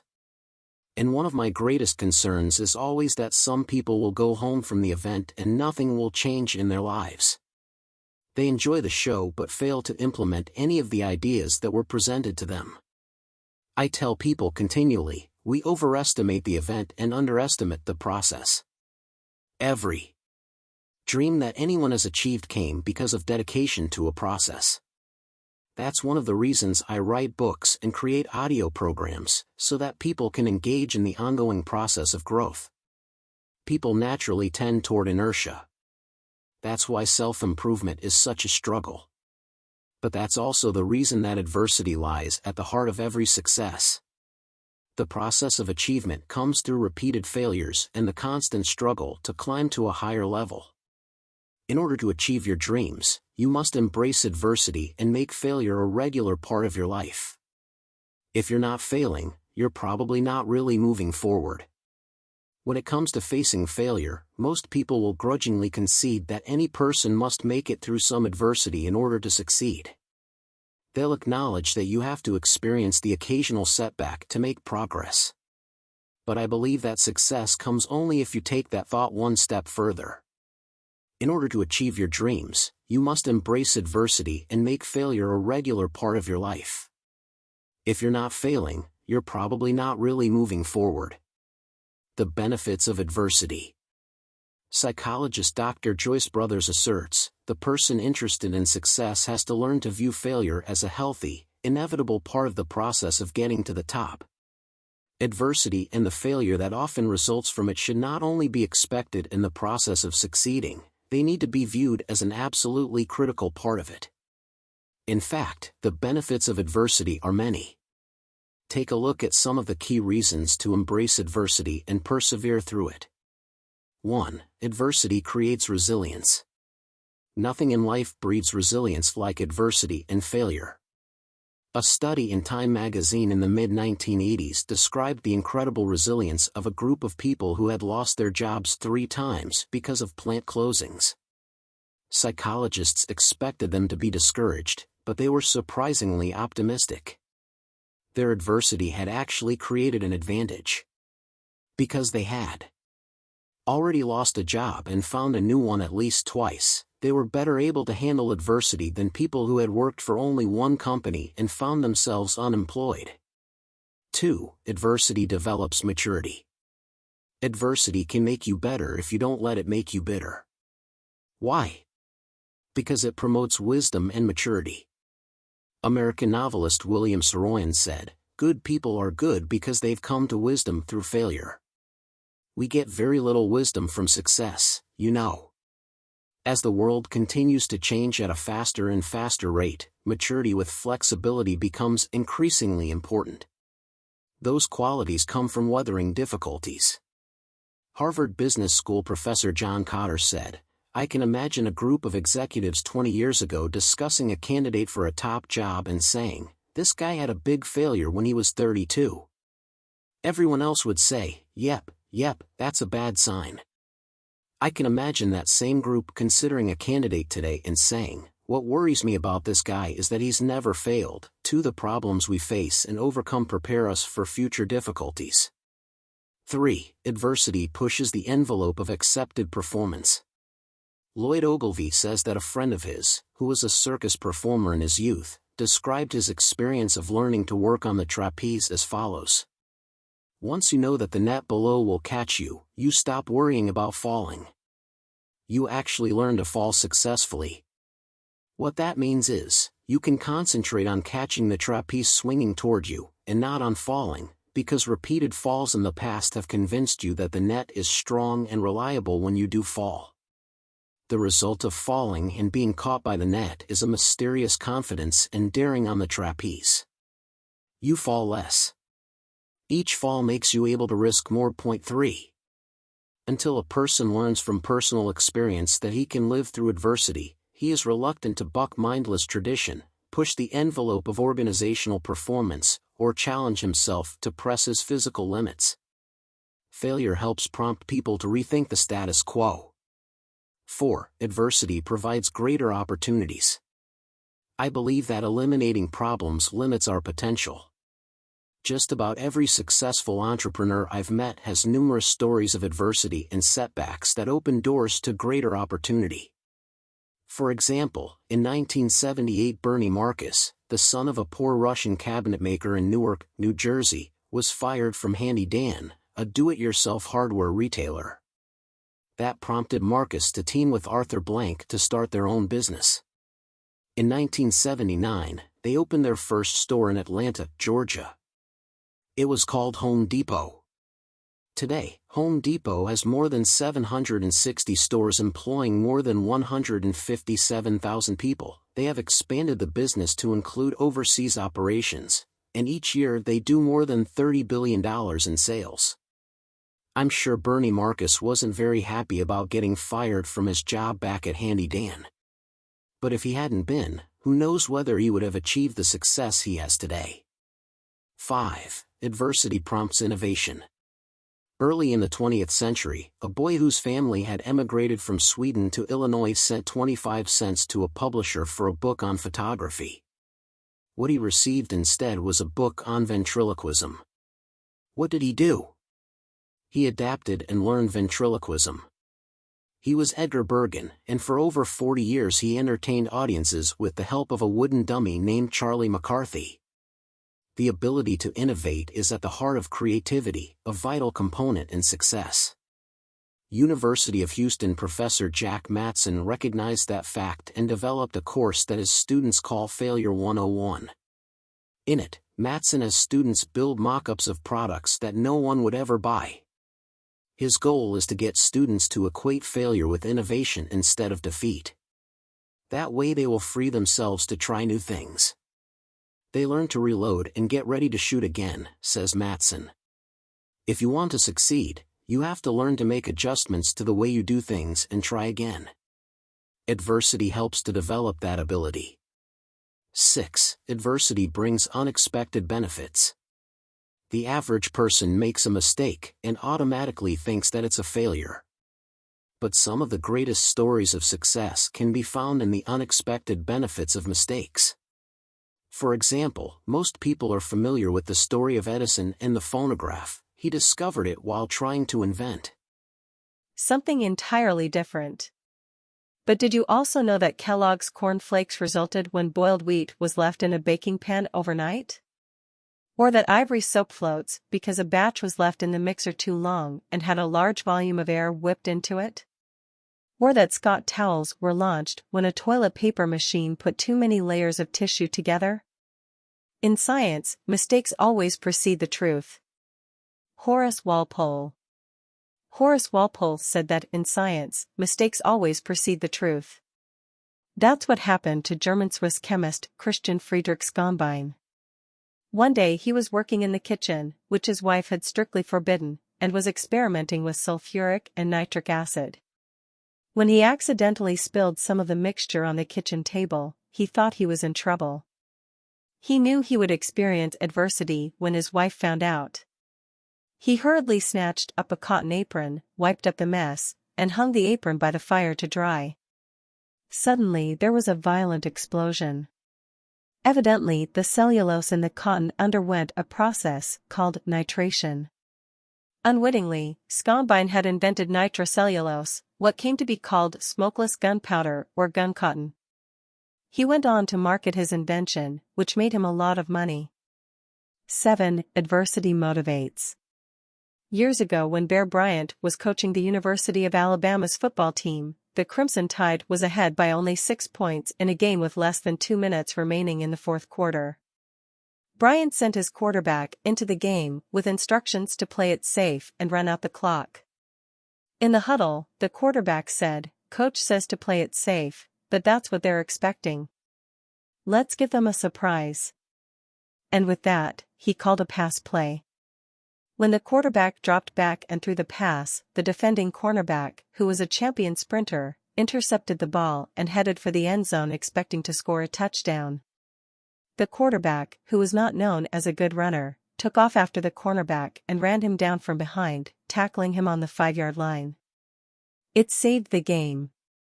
After the clock ran out, the opposing coach approached Bear Bryant and said, "What's this business about your quarterback not being a runner? He ran down my speedster from behind." Bryant responded, "Your man was running for 6 points. My man was running for his life." Nothing can motivate a person like adversity. Olympic diver Pat McCormick said, "I think failure is one of the great motivators. After my narrow loss in the 1948 trials, I knew how really good I could be. It was the defeat that focused all my concentration on my training and goals. McCormick went on to win 2 gold medals in the Olympics in London that year and another 2 in Helsinki 4 years later. If you can step back from the negative circumstances you face in life, you will be able to discover that there are positive benefits to your negative experiences. That is almost always true. You simply have to be willing to look for them, and not take the adversity you are experiencing too personally. So if you lose your job, think about the resilience you're developing. If you try something daring and survive, think about what you learned about yourself, and how it will help you take on new challenges. If a restaurant gets your order wrong, figure out if it's an opportunity to learn a new skill. And if you experience a train wreck in your career, think of the maturity it's developing in you. Besides, Bill Vaughan says, in the game of life it's a good idea to have a few early losses, which relieves you of the pressure of trying to maintain an undefeated season. Always measure an obstacle next to the size of the dream you're pursuing. It's all in how you look at it. Try, and you can find the good in every bad experience. What could be worse? One of the most incredible stories of adversity overcome and success gained is that of Joseph of the ancient Hebrews. You may be familiar with the story. He was born the 11th of 12 sons in a wealthy Middle Eastern family whose trade was raising livestock. As a teenager, Joseph alienated his brothers. First, he was his father's favorite, even though he was nearly the youngest. Second, he used to tell his father any time his brothers weren't doing their work properly with the sheep. And third, he made the mistake of telling his older brothers that one day he would be in charge of them. At first, a group of his brothers wanted to kill him, but the eldest, Reuben, prevented them from doing that. So when Reuben wasn't around, the others sold him into slavery. Joseph ended up in Egypt, working in the house of the captain of the guard, a man named Potiphar. Because of his leadership and administrative skill, Joseph quickly rose in the ranks, and before long, he was running the entire household. He was making the best of a bad situation. But then things got worse. The wife of his master tried to persuade him to sleep with her. When he refused, she accused him of making advances toward her and got Potiphar to throw Joseph in prison. From slavery to prison. At that point, Joseph was in about as difficult a position as he could be. He was separated from his family. He was living away from home in a foreign land. He was a slave. And he was in prison. But again, he made the best of a tough situation. Before long, the warden of the prison put Joseph in charge of all the prisoners and all the prison's daily activities. While in prison, Joseph got the chance to meet a fellow prisoner who had been an official from Pharaoh's court, the chief cupbearer. And Joseph was able to do him a favor by interpreting a dream the man had. When he saw that the official was grateful, Joseph made a request of him in return. When all goes well with you, Joseph asked, remember me and show me kindness. Mention me to Pharaoh, and get me out of this prison. For I was forcibly carried off from the land of the Hebrews, and even here I have done nothing to deserve being put in a dungeon. 4. Joseph had great hope a few days later when the official was returned to court and the good graces of the monarch. He expected any minute to receive word that Pharaoh was setting him free. But he waited. And waited. 2 years passed before the cupbearer remembered Joseph, and he did so only because Pharaoh wanted someone to interpret one of his dreams. Finally. The payoff. In the end, Joseph was able to interpret Pharaoh's dreams. And because the Hebrew showed such great wisdom, the Egyptian ruler put Joseph in charge of the entire kingdom. As the result of Joseph's leadership, planning, and system of food storage, when famine struck the Middle East 7 years later, many thousands of people who otherwise would have died were able to survive, including Joseph's own family. When his brothers traveled to Egypt for relief from the famine, 20 years after selling him into slavery, they discovered that their brother Joseph was not only alive, but second in command of the most powerful kingdom in the world. Few people would welcome the adversity of 13 years in bondage as a slave and prisoner. But as far as we know, Joseph never gave up hope and never lost his perspective. Nor did he hold a grudge against his brothers. After their father died, he told them, "You intended to harm me, but God intended it for good to accomplish what is now being done, the saving of many lives." Joseph found the positive benefits in his negative experiences. And if he can do it, so can we. To help you do that, you need to take the next step when it comes to attitude. You have to be able to deal positively with failure. Part 111.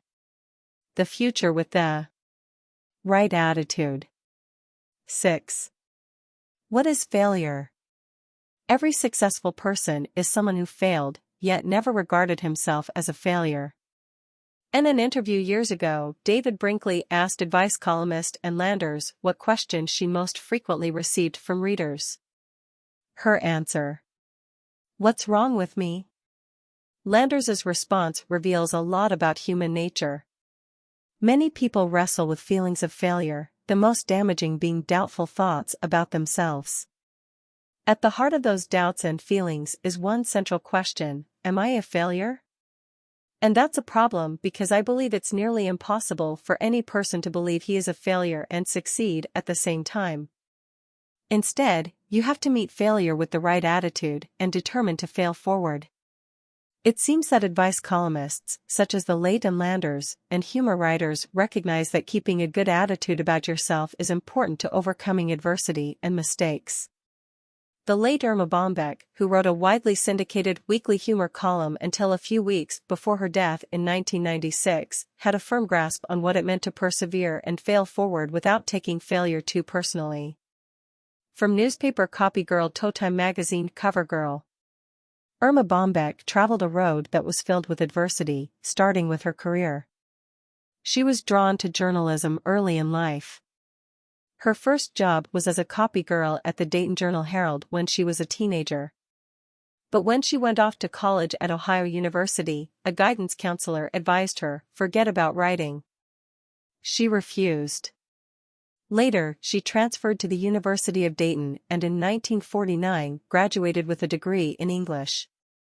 Soon afterward she began working as a writer for the obituary column and the women's page. That year adversity carried over into her personal life. When she got married, one of her deepest desires was to become a mother. But much to her dismay, her doctors told her she was incapable of having children. Did she give up and consider herself a failure? No, she and her husband explored the possibility of adoption, and then they adopted a daughter. 2 years later, a surprised Irma became pregnant. But even that brought her more difficulties. In 4 years, she experienced 4 pregnancies, but only 2 of the babies survived. In 1964, Irma was able to convince the editor of a small neighborhood newspaper, the Kettering Oakwood Times, to let her write a weekly humor column. Despite the pitiful $3 per article she was paid, she kept writing.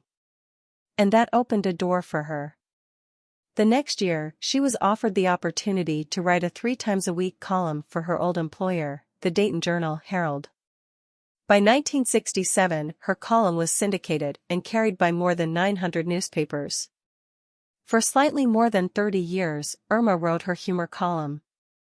During that time she published 15 books, was recognized as one of the 25 most influential women in America, appeared frequently on the television show Good Morning America, was featured on the cover of Time magazine, received innumerable honors, such as the American Cancer Society's Medal of Honor, and was awarded 15 honorary degrees. More than her share of problems. But during that span of time, Irma Bombeck also experienced incredible troubles and trials, including breast cancer, a mastectomy, and kidney failure.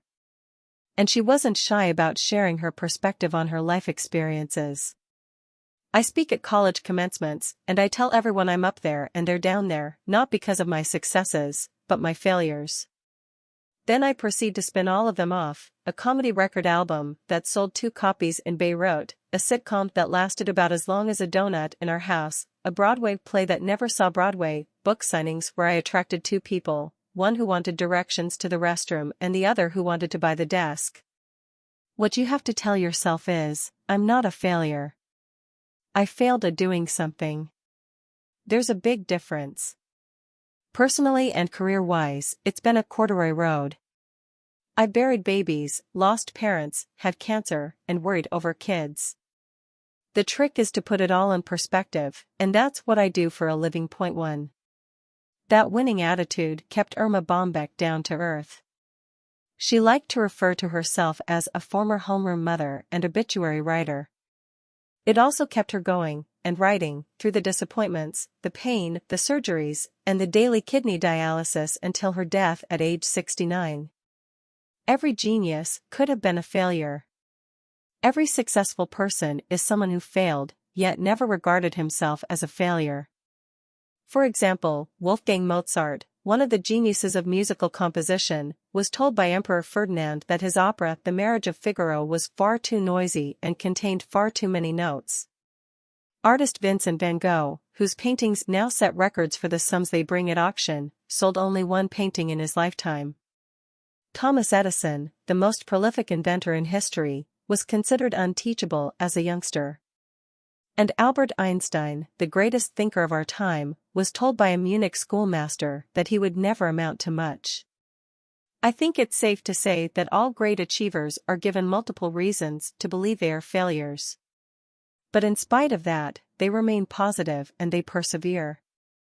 In the face of adversity, rejection, and failings, they continue believing in themselves and refuse to consider themselves failures.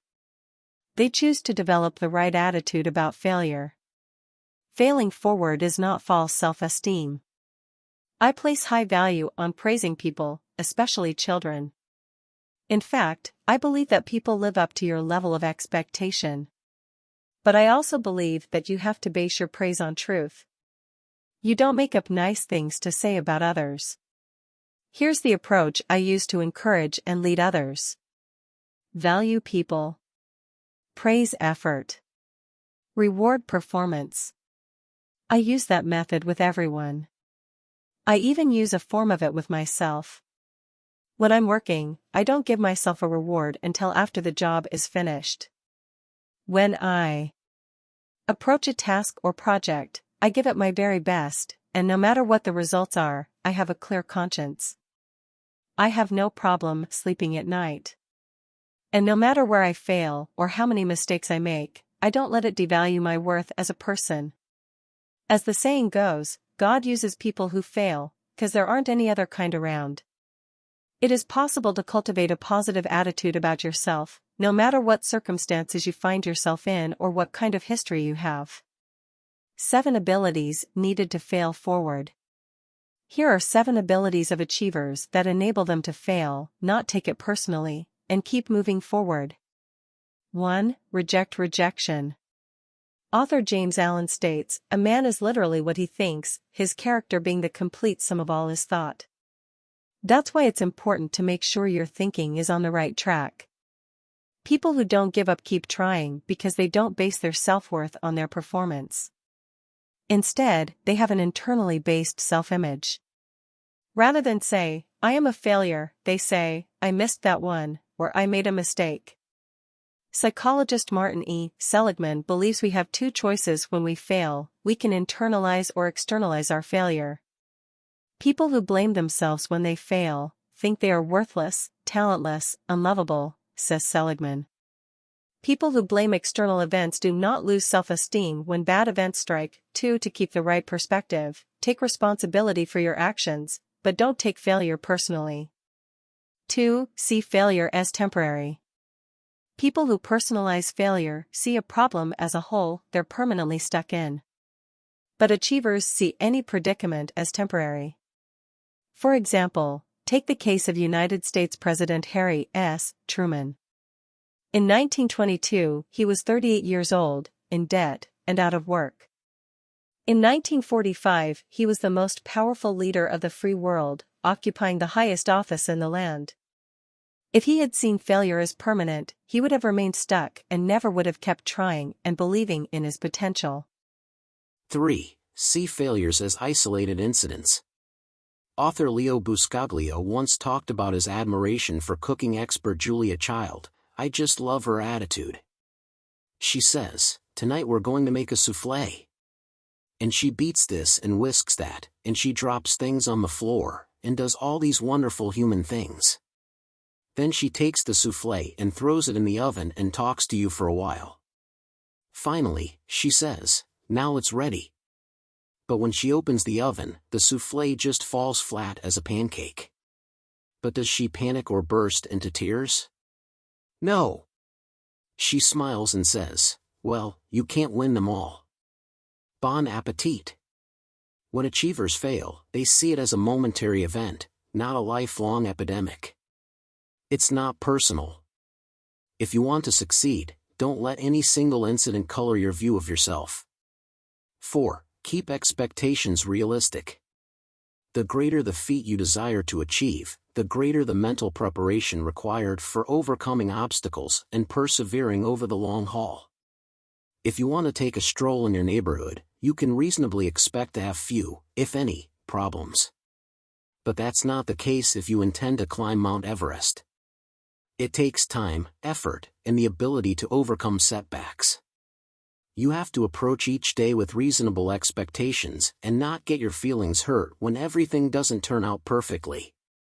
Something that happened on baseball's opening day in 1954 illustrates the point well. The Milwaukee Braves and the Cincinnati Reds played each other, and a rookie for each team made his major league debut during that game. The rookie who played for the Reds hit 4 doubles and helped his team win with a score of 9-8. The rookie for the Braves went 0 for 5. The Reds player was Jim Greengrass, a name you probably haven't heard. The other guy, who didn't get a hit, might be more familiar to you. His name was Hank Aaron, the player who became the best home run hitter in the history of baseball. If Aaron's expectations for that first game had been unrealistic, who knows? He might have given up baseball. Surely he wasn't happy about his performance that day, but he didn't think of himself as a failure. He had worked too hard for too long. He wasn't about to give up easily. 5. Focus on strengths. Another way achievers keep themselves from personalizing failure is by focusing on their strengths. Bob Butera, former president of the New Jersey Devils hockey team, was asked what makes a winner. He answered, "What distinguishes winners from losers is that winners concentrate at all times on what they can do, not on what they can't do." If a guy is a great shooter but not a great skater, we tell him to think only about the shot, never about some other guy outskating him. The idea is to remember your successes. If a weakness is a matter of character, it needs much attention. Focus on it until you shore it up.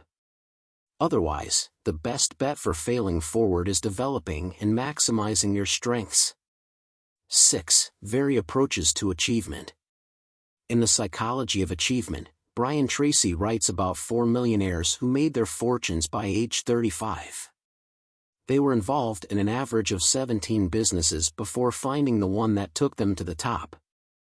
They kept trying and changing until they found something that worked for them. Achievers are willing to vary their approaches to problems. That's important in every walk of life, not just business. For example, if you're a fan of track and field events, you have undoubtedly enjoyed watching athletes compete in the high jump. I'm always amazed by the heights achieved by the men and women in that event. What's really interesting is that in the 1960s, the sport went through a major change in technique that allowed athletes to break the old records and push them up to new levels. The person responsible for that change was Dick Fosbury. Where previous athletes used the straddle method to high jump, in which they went over the bar while facing it, with one arm and one leg leading, Fosbury developed a technique where he went over head first with his back to the bar. It was dubbed the Fosbury flop. Developing a new high jump technique was one thing. Getting it accepted by others was another matter. Fosbury remarked, "I was told over and over again that I would never be successful, that I was not going to be competitive and the technique was simply not going to work. All I could do was shrug and say, 'We'll just have to see.' And people did see."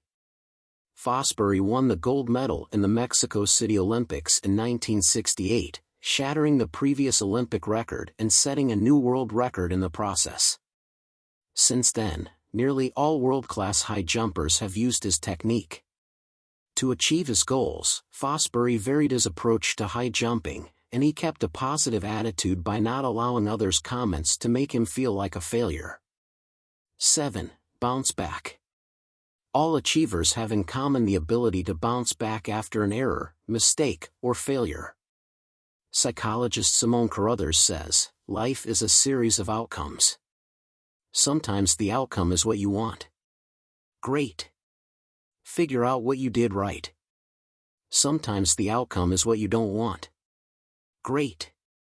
Figure out what you did so you don't do it again. 3. The key to bouncing back is found in your attitude toward the outcome. Achievers are able to keep moving forward no matter what happens. And that's made possible because they remember that failure does not make them failures. No one should take mistakes personally. That's the best way to pick yourself up after failure and continue with a positive attitude.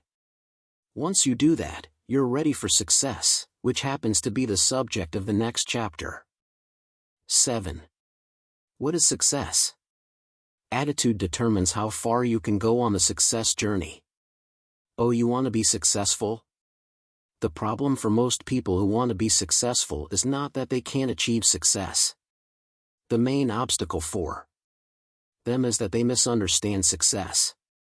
They don't have the right attitude about it. Mount B.D. Babcock said, one of the most common mistakes and one of the costliest is thinking that success is due to some genius, some magic, something or other which we do not possess. What is success? What does it look like? Most people have a vague picture of what it means to be a successful person that looks something like this. The wealth of Bill Gates. The physique of Arnold Schwarzenegger, or Tyra Banks. The intelligence of Albert Einstein, the athletic ability of Michael Jordan, the business prowess of Donald Trump. The social grace and poise of Jackie Kennedy, the imagination of Walt Disney, and the heart of Mother Teresa. That sounds absurd, but it's closer to the truth than we would like to admit. Many of us picture success as looking like someone other than who we are. That's the wrong way to think about it. If you tried to become just like even one of these other people, you wouldn't be successful. You would be a bad imitation of them, and you would eliminate the possibility of becoming the person you were meant to be. The wrong attitude about success. Even if you avoid the trap of thinking that success means being like some other person, you might still have a wrong attitude toward success. Many people wrongly equate it with achievement of some sort, with arriving at a destination or attaining a goal. Here are several of the most common misconceptions about success. Wealth. Probably the most common misunderstanding about success is that it's the same as having money. A lot of people believe that if they accumulate wealth, they will be successful. But wealth doesn't eliminate current problems, and it introduces many new ones. If you don't believe that, look at the lives of lottery winners. Wealth does not bring contentment or success. A special feeling. Another common misconception is that people have achieved success when they feel successful or happy. But trying to feel successful is probably even more difficult than trying to become wealthy. The continual search for happiness is a primary reason that so many people are miserable. If you make happiness your goal, you are almost certainly destined to fail. You will be on a continual roller coaster, changing from successful to unsuccessful with every mood change. Life is uncertain, and emotions aren't stable. Happiness simply cannot be relied upon as a measure of success. Specific and worthwhile possessions. Think back to when you were a kid. Chances are that there was a time when you wanted something badly, and you believed that if you possessed that thing, it would make a significant difference in your life. When I was 9 years old, it was a burgundy and silver Schwinn bicycle, which I received for Christmas. But I soon discovered that it didn't bring me the success or long-term contentment that I hoped for and expected. That process has repeated itself in my life. I found that success didn't come when I became a starter on my high school basketball team, when I became the student body president in college, or when I bought my first house. It has never come as the result of possessing something I wanted. Possessions are at best a temporary fix. Success cannot be attained or measured that way. Power. Charles McElroy once joked, "Power is usually recognized as an excellent short-term antidepressant." That statement contains a lot of truth because power often gives the appearance of success, but even then, it's only temporary. You've probably heard before the quote from English historian Lord Acton, "Power tends to corrupt and absolute power corrupts absolutely." Abraham Lincoln echoed that belief when he said, "Nearly all men can stand adversity, but if you want to test a man's character, give him power." Power really is a test of character. In the hands of a person of integrity, it is of tremendous benefit. In the hands of a tyrant, it causes terrible destruction. By itself, power is neither positive nor negative. And it is not the source of security or success. Besides, all dictators, even benevolent ones, eventually lose power. Achievement. Many people have what I call destination disease. They believe that if they can arrive somewhere, attain a position, accomplish a goal, or have a relationship with the right person, they will be successful. At one time I had a similar view of success. I defined it as the progressive realization of a predetermined worthwhile goal. But over time I realized that the definition fell short of the mark. Success isn't a list of goals to be checked off one after another. It's not reaching a destination. Success is a journey. The right attitude about success. If success is a journey, how do you get started? What does it take to be successful? Two things are required: the right attitude towards success and the right principles for getting there. Once you redefine success as a journey, you can maintain the right attitude toward it. Then you're ready to start the process. The results may be as unique as each individual, but the process is the same for everyone. Here is my definition of success. Success is knowing your purpose in life, growing to reach your maximum potential, and sowing seeds that benefit others. When you think of success in this way, you can see why it must be seen as a journey rather than a destination. No matter how long you live or what you decide to do in life, as long as you have the right attitude about it, you will never exhaust your capacity to grow toward your potential or run out of opportunities to help others. When you see success as a journey, you'll never have the problem of trying to arrive at an elusive final destination. And you'll never find yourself in a position where you have accomplished some final goal, only to discover that you're still unfulfilled and searching for something else to do. To get a better handle on these aspects of success, let's take a look at each one of them. Knowing your purpose. Nothing can take the place of knowing your purpose. Millionaire industrialist Henry J. Kaiser, the founder of Kaiser Aluminum as well as the Kaiser Permanente healthcare system, said, "The evidence is overwhelming that you cannot begin to achieve your best unless you set some aim in life." Or put another way, if you don't try actively to discover your purpose, you're likely to spend your life doing the wrong things. I believe that God created every person for a purpose. According to psychologist Viktor Frankl, everyone has his own specific vocation or mission in life. Everyone must carry out a concrete assignment that demands fulfillment. Therein he cannot be replaced, nor can his life be repeated.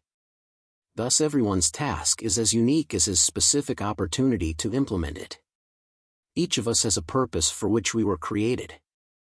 Our responsibility, and our greatest joy, is to identify it. Here are some questions to ask yourself to help you identify your purpose. For what am I searching?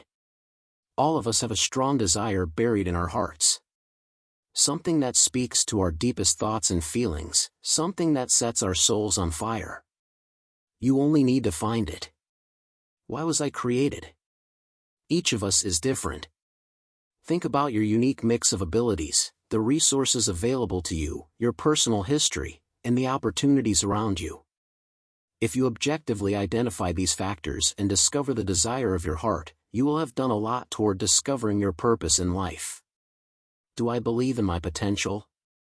If you don't believe that you have potential, you will never try to reach it.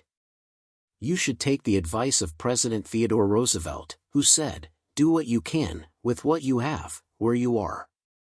If you do that with your eyes fixed on your life purpose, what else can be expected of you? When do I start? The answer to that question is now. Growing to your potential. Novelist H.G. Wells held that wealth, notoriety, place, and power are no measures of success whatsoever. The only true measure of success is the ratio between what we might have been and what we have become. In other words, success comes as the result of growing to our potential. We have nearly limitless potential, yet too few ever try to reach it. Why? The answer lies in this: we can do anything, but we can't do everything. Many people let everyone around them decide their agenda in life. As a result, they never really dedicate themselves to their purpose in life. They become a jack of all trades, master of none, rather than a jack of few trades, focused on one. If that describes you more than you'd like, you're probably ready to take steps to make a change.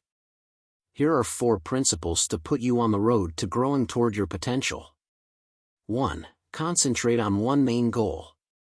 Nobody ever reached her potential by scattering herself in 20 directions. Reaching your potential requires focus. 2. Concentrate on continual improvement. David D. Glass, chairman of the executive committee of the Walmart board of directors, was once asked whom he admired most. His answer was Walmart founder Sam Walton. He remarked, "There's never been a day in his life, since I've known him, that he didn't improve in some way."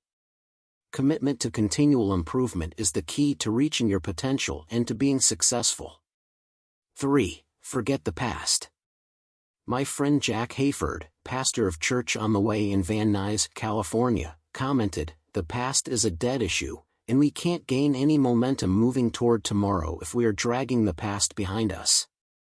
If you need inspiration, think of other people who overcame seemingly insurmountable obstacles, such as Booker T. Washington, Helen Keller, and Franklin Delano Roosevelt. Each of them overcame incredible odds to achieve great things. And remember, no matter what you've faced in the past, you have the potential to overcome it. 4. Focus on the future. Baseball Hall of Famer Yogi Berra declared, "The future isn't what it used to be." Although that may be true, it's still the only place we have to go. Your potential lies ahead of you, whether you're 8, 18, 48, or 80. You still have room to improve yourself. You can become better tomorrow than you are today. As the Spanish proverb says, "He who does not look ahead remains behind." Sowing seeds that benefit others. When you know your purpose in life and are growing to reach your maximum potential, you're well on your way to being a success. But there's one more essential part of the success journey: helping others. Without that aspect, the journey can be a lonely and shallow experience. It's been said that we make a living by what we get, but we make a life by what we give. Physician, theologian, and philosopher Albert Schweitzer stated it even more strongly: the purpose of human life is to serve, and to show compassion and the will to help others. For him, the success journey led to Africa, where he served people for many years. For you, sowing seeds that benefit others probably won't mean traveling to another country to serve the poor, unless that is the purpose you were born to fulfill. And if it is, you won't be satisfied until that's what you're doing. However, if you're like most people, helping others is something you can do right here at home, whether it's spending more time with your family, developing an employee who shows potential, helping people in the community, or putting your desires on hold for the sake of your team at work. The key is to find your purpose and help others while you're pursuing it. Entertainer Danny Thomas insisted that all of us are born for a reason, but all of us don't discover why. Success in life has nothing to do with what you gain in life or accomplish for yourself. It's what you do for others.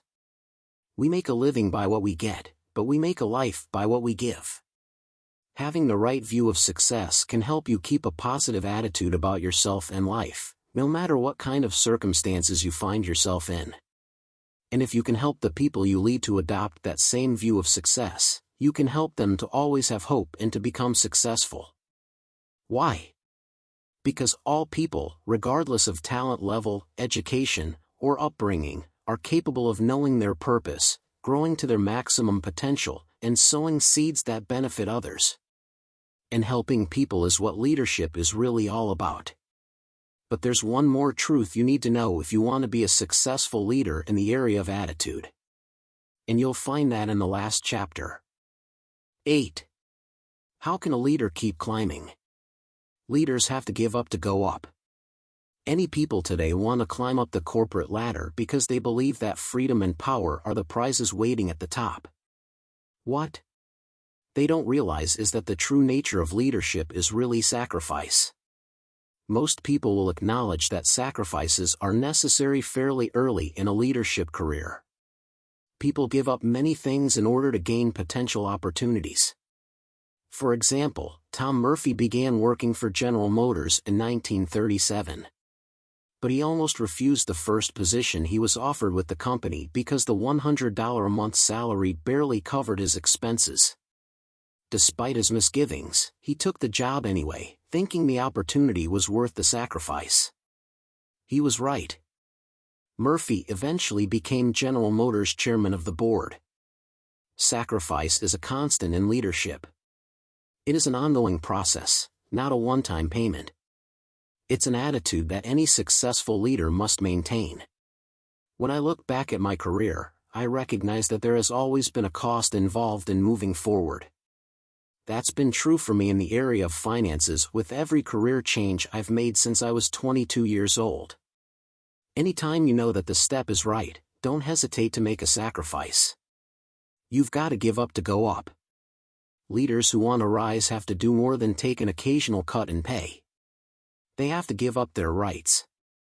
As my friend Gerald Brooks says, when you become a leader, you lose the right to think about yourself. For every person, the nature of the sacrifice may be different. Leaders give up to go up. That's true of every leader regardless of profession. Talk to any leader, and you will find that he has made repeated sacrifices. Usually, the higher that leader has climbed, the greater the sacrifices he has made. The higher you go, the more you give up. Who is the most powerful leader in the world?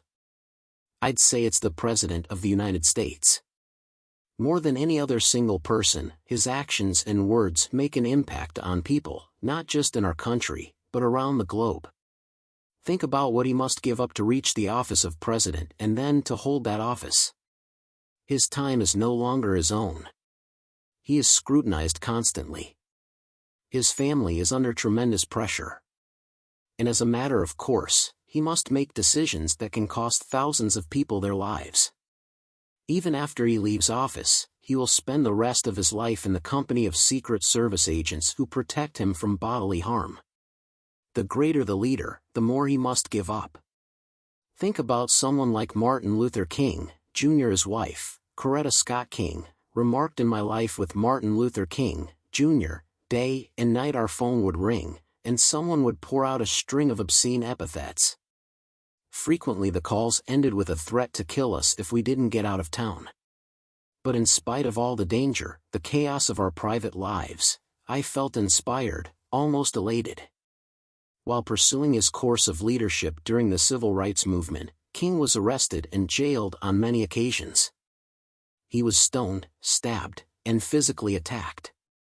His house was bombed. Yet his vision and his influence continued to increase. Ultimately, he sacrificed everything he had. But what he gave up he parted with willingly. In his last speech, delivered the night before his assassination in Memphis, he said, "I don't know what will happen to me now. We've got some difficult days ahead. But it doesn't matter to me now. Because I've been to the mountaintop. I won't mind. Like anybody else, I would like to live a long life. Longevity has its place. But I'm not concerned about that now. I just want to do God's will. And He's allowed me to go up to the mountain. And I've looked over and I've seen the promised land. I may not get there with you, But I want you to know tonight that we, as a people, will get to the promised land. So I'm happy tonight. I'm not fearing any man. Mine eyes have seen the glory of the coming of the Lord. 1. The next day he paid the ultimate price of sacrifice. King's impact was profound. He influenced millions of people to peacefully stand up against a system and society that fought to exclude them. The higher the level of leadership you want to reach, the greater the sacrifices you will have to make. What successful people find to be true becomes even clearer to them when they become leaders. There's no success without an attitude of sacrifice.